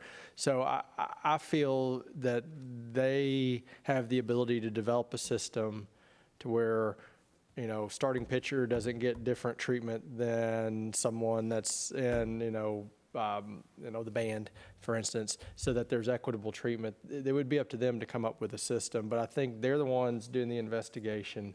They're the ones that are closest to it. And I feel like in some instances that probably they don't need to be put in the position to go through the DHA when the punishment didn't necessarily fit the crime. So that was the thought process that I had in my background, the discussions with Mr. Manuel.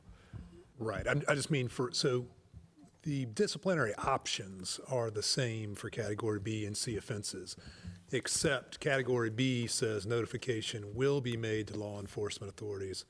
Category C says when appropriate for category C offenses.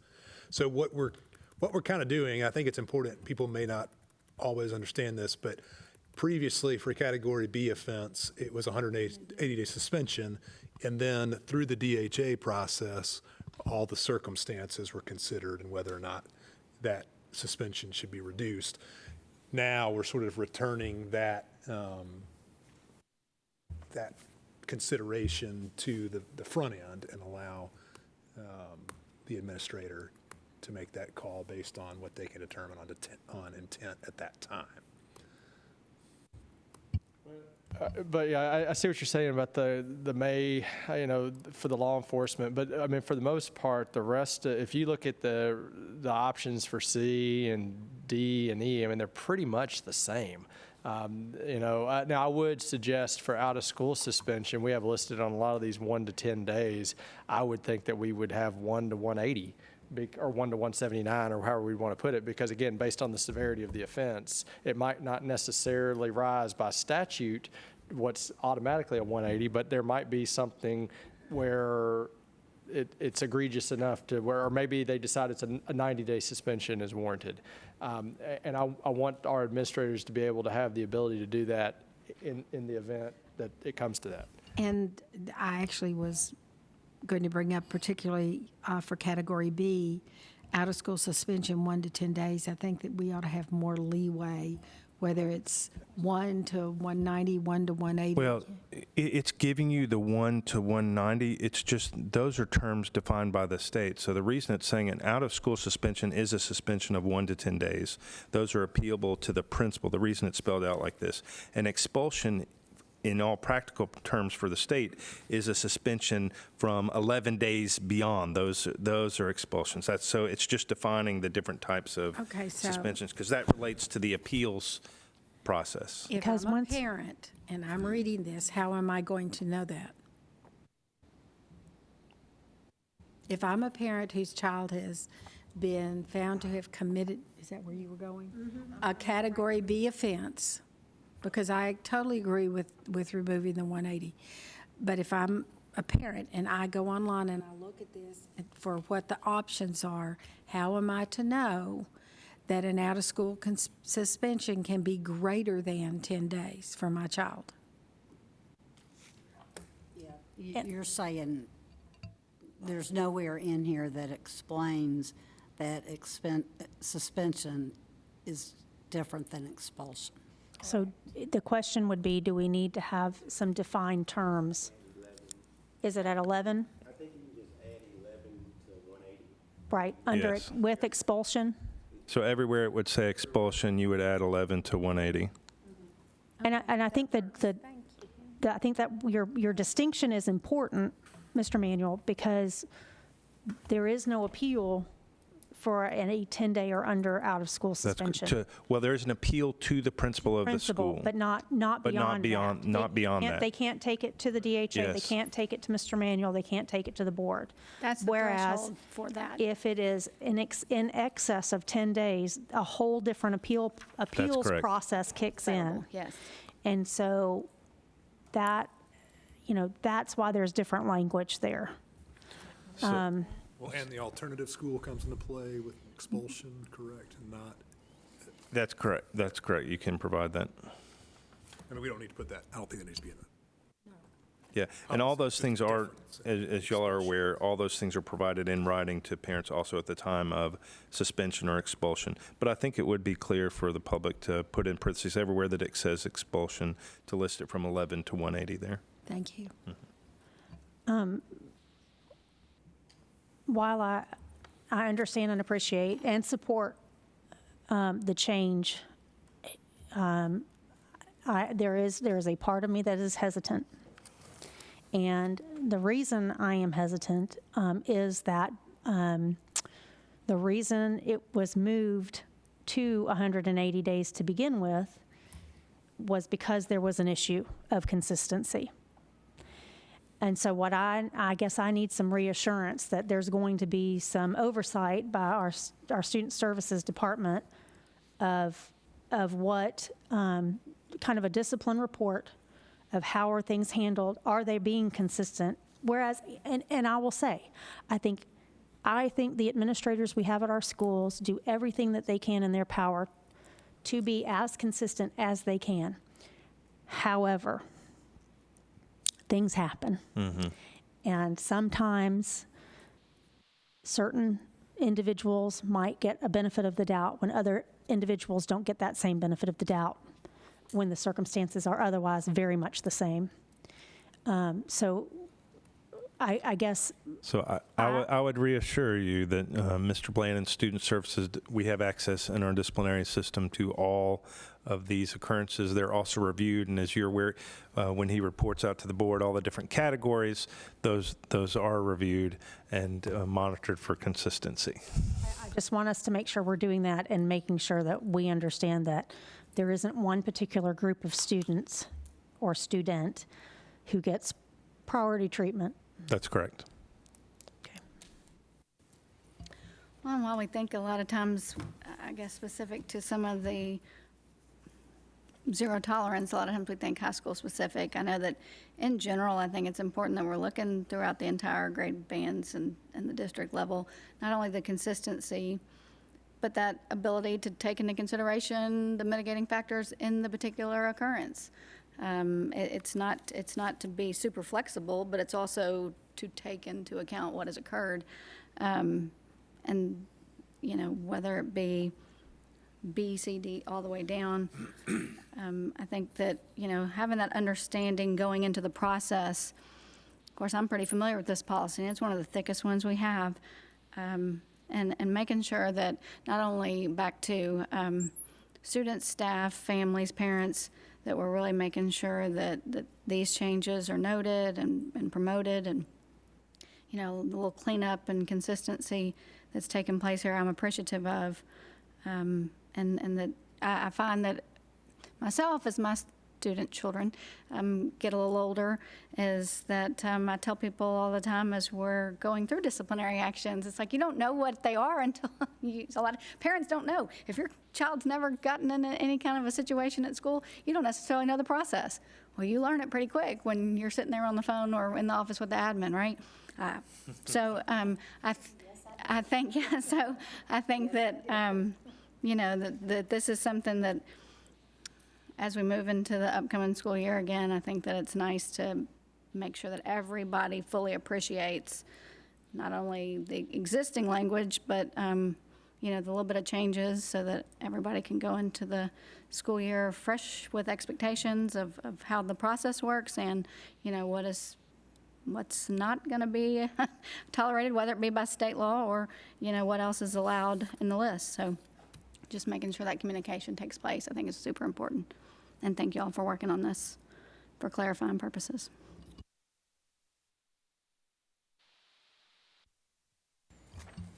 Okay. Yeah, I think the high school, I guess to Mr. Bland's point, the high school, just due to the number of admins they have over there, they'll have to come up with an internal system, and I have confidence they will, and then obviously whatever oversight you'll provide. But I know the reason it was changed to begin with, so in researching this, I did research the background, and so I understand why the change was made, but I think we're at a good place now to be able to do this change. I think it'll be a positive for our students, but I also think it does allow us to have the appropriate level of accountability, but not putting someone into the, we'll say, expulsion system unnecessarily. And so I think we accomplished that. And if we don't look at it now, that's fine. Like I said, when I was looking, I look at the accountability for B, C, D, and they're all the same, pretty much. I mean, maybe as far as the requirement to inform the authorities is slightly different between B and C. yeah, I mean, so I always look to try to streamline where possible. Again, statute 49-6-3401 makes no mention whatsoever of any different category, and I think that's kind of, to me, that would be I guess it's not an all-inclusive list. It could also be helpful to student services to have clarification on what kind of category it is so that they know easier how to classify. Yeah. It could be a recording. You know what I'm saying? Yeah, I guess, I mean, at the end of the day, does it really do anything, though? Like if you're getting hit with a Class C versus a Class D versus a Class B, does it really, I guess that's what I'm saying, like what does that accomplish?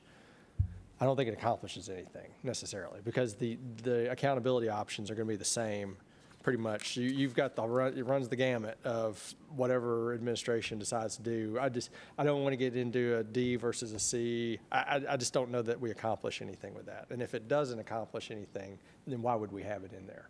I guess that's my point. I think the only point of clarification was what Mr. Strain was saying. In those Bs, there are some that require notification to law enforcement, and in the others, there weren't. That's the only thing I could see different. I don't think, as you stated, there's not a difference in the what the consequences are, but there is a difference in those B offenses versus other ones. But if you want, that's something that I can coordinate with Ms. Estes on, and we can see, is there a requirement for those, or we can look at some other policies of districts to see how they categorize those. I think this was a TSBA stock. I think they may have those categories in, but we can do a little research to find out why. Is there something we're missing? Because maybe you and I are missing. Maybe so. missing. And again, I'll go back to the point this is why you don't bind a future board from taking an action.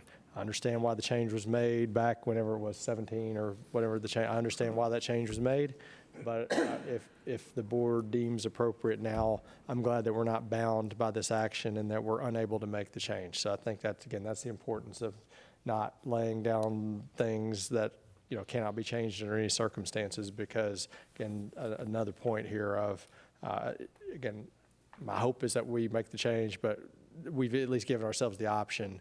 And if we had bound ourselves to not ever make a change, then we wouldn't be in this position. So thank you for indulging me on this policy.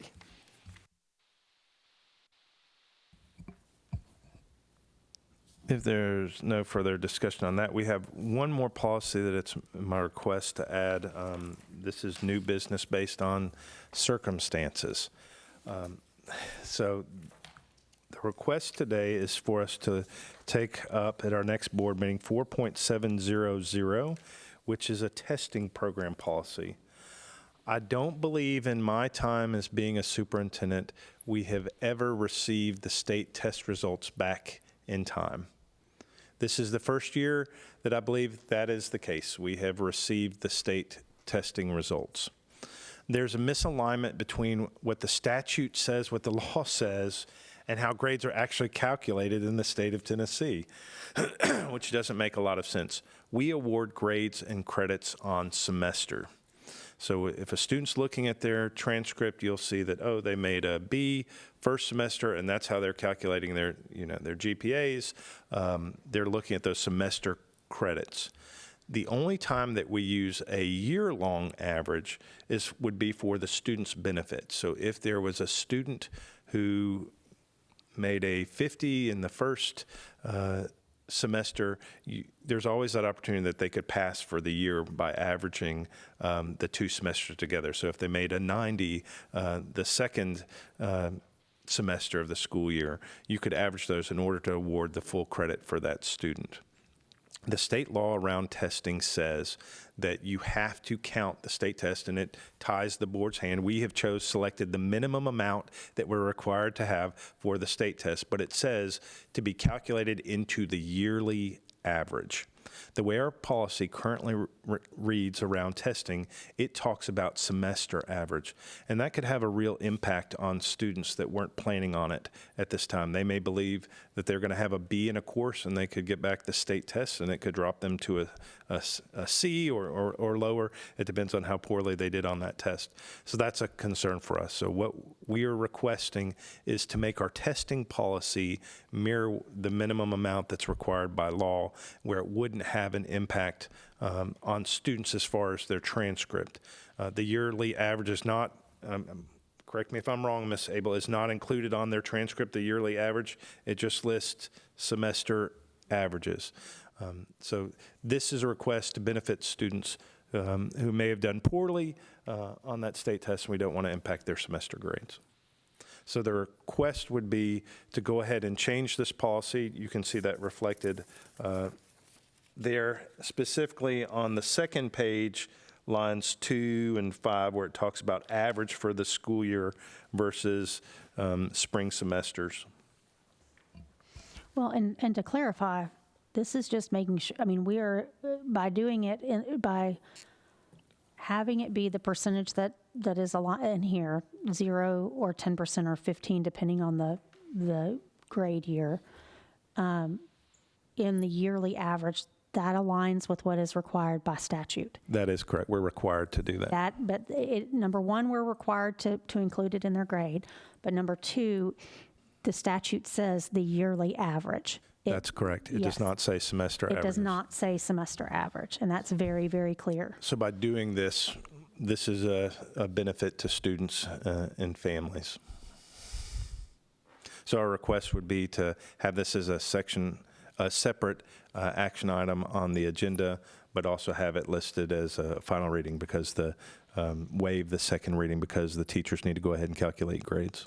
And I would also clarify, this is not the class exam. This is the Tennessee state test. This is not, just to put it out there. That's correct. This is not the class exam that's given at the end of each semester. That's correct. These are the required state Yeah, tests. Yes. I'm just trying to make sure we're very, very clear about that. To that end, after we say Tennessee Comprehensive Assessment Program, could we put a parentheses and put TCAP? Since we love our acronyms, but everybody calls it a TCAP. That's line 8. What's through there? First one. Yeah.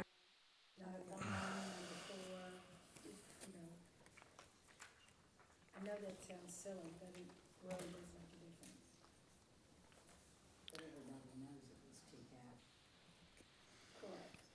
Ms. Abel, would it also be necessary to list slash or dash EOC? Because a lot of times they don't refer to the high school as the TCAP, they refer to it as EOC. So we're talking about line 8 after the word Tennessee Comprehensive Assessment Program, putting comma, TCAP, slash EOC, comma, or parentheses. Okay, okay.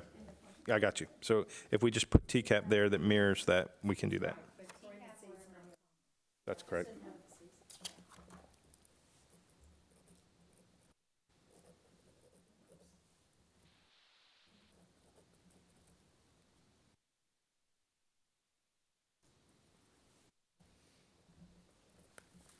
Are there any other questions about this policy?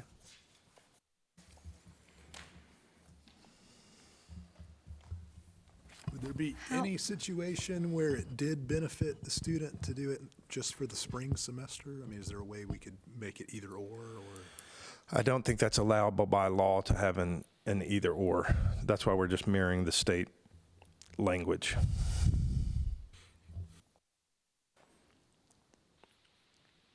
But it's potential it could, but There's going to be a whole bunch of students that this is going to be affecting.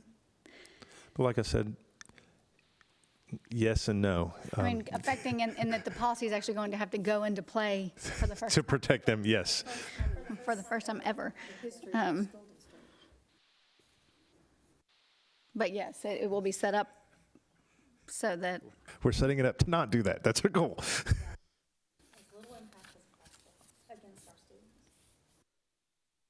so thank you. Okay, if there are no further questions on policy, that concludes our policy session. If you're ready to move on to the next action item. That gets us to item number 6, Health Clinic RFP.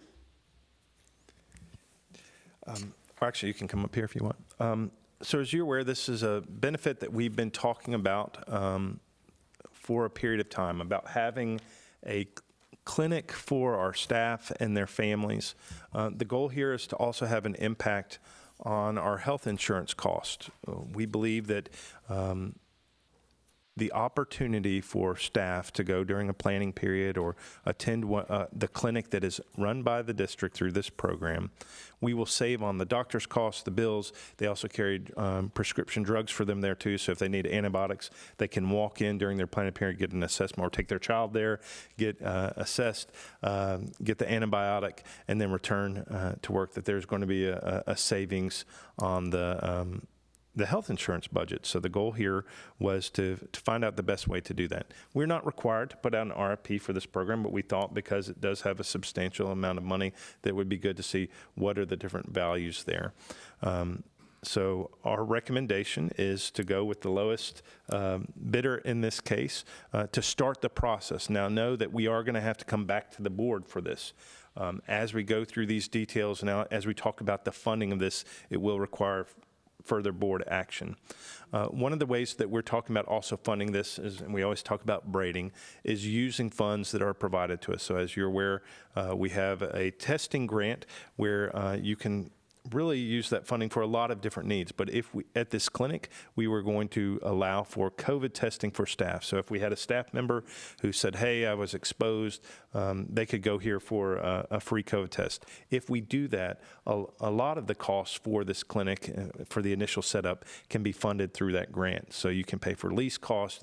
There are a lot of things to help us get set up. But we're going to work with the finance team to talk about how we're going to work with the other funding pieces. And like I said, we would come back to the board on the funding pieces of this. So the only action we're asking you to really support us on is that to recognize the lowest bidder in this case, and then let us move forward with the process of establishing this clinic.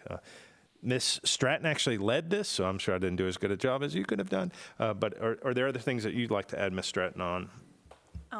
I thought you summarized it perfectly. So yes to everything that Superintendent Manuel just shared. I think it's been a long-term goal for Superintendent Manuel and the HR department to offer either an on-site or a near-site health and wellness clinic to our employees and retirees and their dependents. So I'm really excited that we're moving forward with this. Just a couple of points on the 3 vendors that did submit an RFP for us. They were all wonderful. They all had really great services that they provided. They were all very similar. They, like Mr. Emanuel was saying, they all provide the medical appointments, the health screenings, the dispensing of the medications, the COVID testing, and they all had high customer service ratings, which was very important to us when we think about a service that we're going to provide to our employees. But Methodist, which falls under the umbrella of the Community Care Associates, there were a couple of factors that stood out with Methodist as opposed to the other 2. One of the things that the committee really liked was Methodist was willing to dedicate not only a nurse practitioner, a medical assistant, a part-time clinical manager, but they've also allotted for a licensed social worker or other mental health specialists to be on site to help support our employees in their wellness journey as well. Some of the other factors that we thought were important, which kind of led us to the recommendation of Methodist, is Methodist is familiar to our members in the Germantown community. And then, like Mr. Manuel was saying, it was the overall lowest bid as well. So because of all of those factors, we feel very confident to bring the recommendation of Methodist or Community Care Associates for your consideration. So then the next steps for us would be to go and negotiate a contract with them, bring that forward to this body so that y'all can review it, and then move the next steps, and we would have those funding pieces ironed out at that time. I don't know how possible it is. I'd like to see what you think the impact to the bottom line for, obviously we looked at the funds here, I think for healthcare, are we able to project a savings? Because obviously I would hope that we're pretty close to being equal, but I don't want us to necessarily incur long-term costs. I'd love to try to project out as best we can the savings that we're going to see on our health plan as a result of this, just I think to help the numbers. Yeah. One thing that I'm very grateful for is our consultant, Brittany Spradling with ESP. Her expertise is also in healthcare clinics and how mirroring the healthcare clinic with our health insurance plan can help reduce those overall costs. She did say we probably won't see much of a benefit within 3 to 5 years because we've got to get our employees used to going to the clinic instead of going to their primary care doctor for their labs. So these first couple of years, we're going to need to be sure that we're clearly communicating with our employees, reminding them, showing them how convenient it is to get their prescriptions, to run their labs through the clinic, and then we should see some significant claims savings.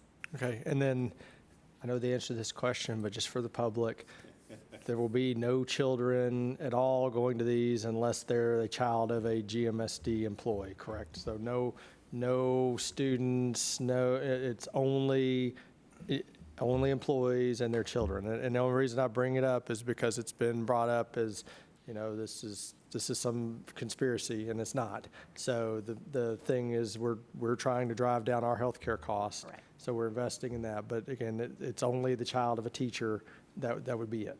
That's correct. And the location that we're talking about for this clinic, I think with Methodist, if the board awards them, is an off-site clinic. So there would not be a situation where it's in a school where you're going to test students or dealing with that situation. But you are correct. This is for staff and their families. Would this be a clinical site that's dedicated specifically to GMSD, or would it be part of an existing Methodist care clinic, something like that? Specifically just for GMSD. And the other districts have something similar to this. I think they use Care Hair as their clinic sites, but they have locations for other districts, municipal districts. And would this be only for employees who choose to have insurance through us? Or is it all employees that can access it and use their own insurance through that? Only the ones So who would be for COVID used? testing, we would like for all of our employees to use that regardless if they're on our health insurance. But for all other services, we would really like just the employees and our retirees and their dependents who are utilizing our health insurance plan to go through the clinic. Because again, one of the overall goals is to help reduce our medical claims. Right, so this is for employees who are using our health insurance and retirees. Correct. That are, yes, okay. I just wanted to make sure that's also out there because there needs to be an understanding. Yes. Right. But Yes. moving forward, as we develop this in the future, if we are seeing the savings in several years and it does have a benefit, we could expand it to all staff if we thought it was help. We're not tying the hands of future boards if they decided that they wanted to expand that benefit to all staff. There's nothing that would tie us from that. So But at the same time, I think as an if I were an employee and I saw friends benefiting from this, that might be something that would make it appealing to me to become Right. part of that, so. Thank you for pointing out the site. I know that that's been some questions that board members have had about this plan in the past, location specifically. And, while we talk about the cost benefit, and I'm all for, we want to hopefully look at it like we're not going to spend more than we're going to either save or, be even. But I think, too, we've spent a lot of time in the past few weeks really talking about employee retention and benefits in general. And this could, I would say, absolutely fall in that category. So I look forward to hearing more about it. And so at this time, just to make sure I understand, the process for getting all the information and the provider has been done. And then now, like you said, now y'all are going to get some more plans together to come to us later. yeah, so the goal then would be for us to start negotiations with them and then have the board allow the executive committee, there has to be an action, and we've talked about this in the past, giving authority to the executive committee to execute that contract. Those would be the next steps for us. But first is just say, yes, this is something that we want and we value, and we want to award this RFP. Thank you so much for that presentation.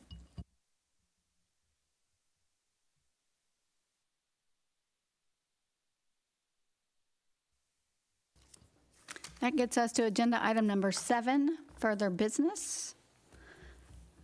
Board members? Any further business specific? I got right. I was about to say, I have something, but I'll put that for a little later. It's certainly not time sensitive. Then if that's the case, we will, we've already added, I'm sorry, we were originally going to talk about the testing change in further business, and so I was checking it that. We are going to add that, of course, to the May 23rd business meeting for consideration and waive the second reading. So if there's no further business at this time, this meeting is adjourned.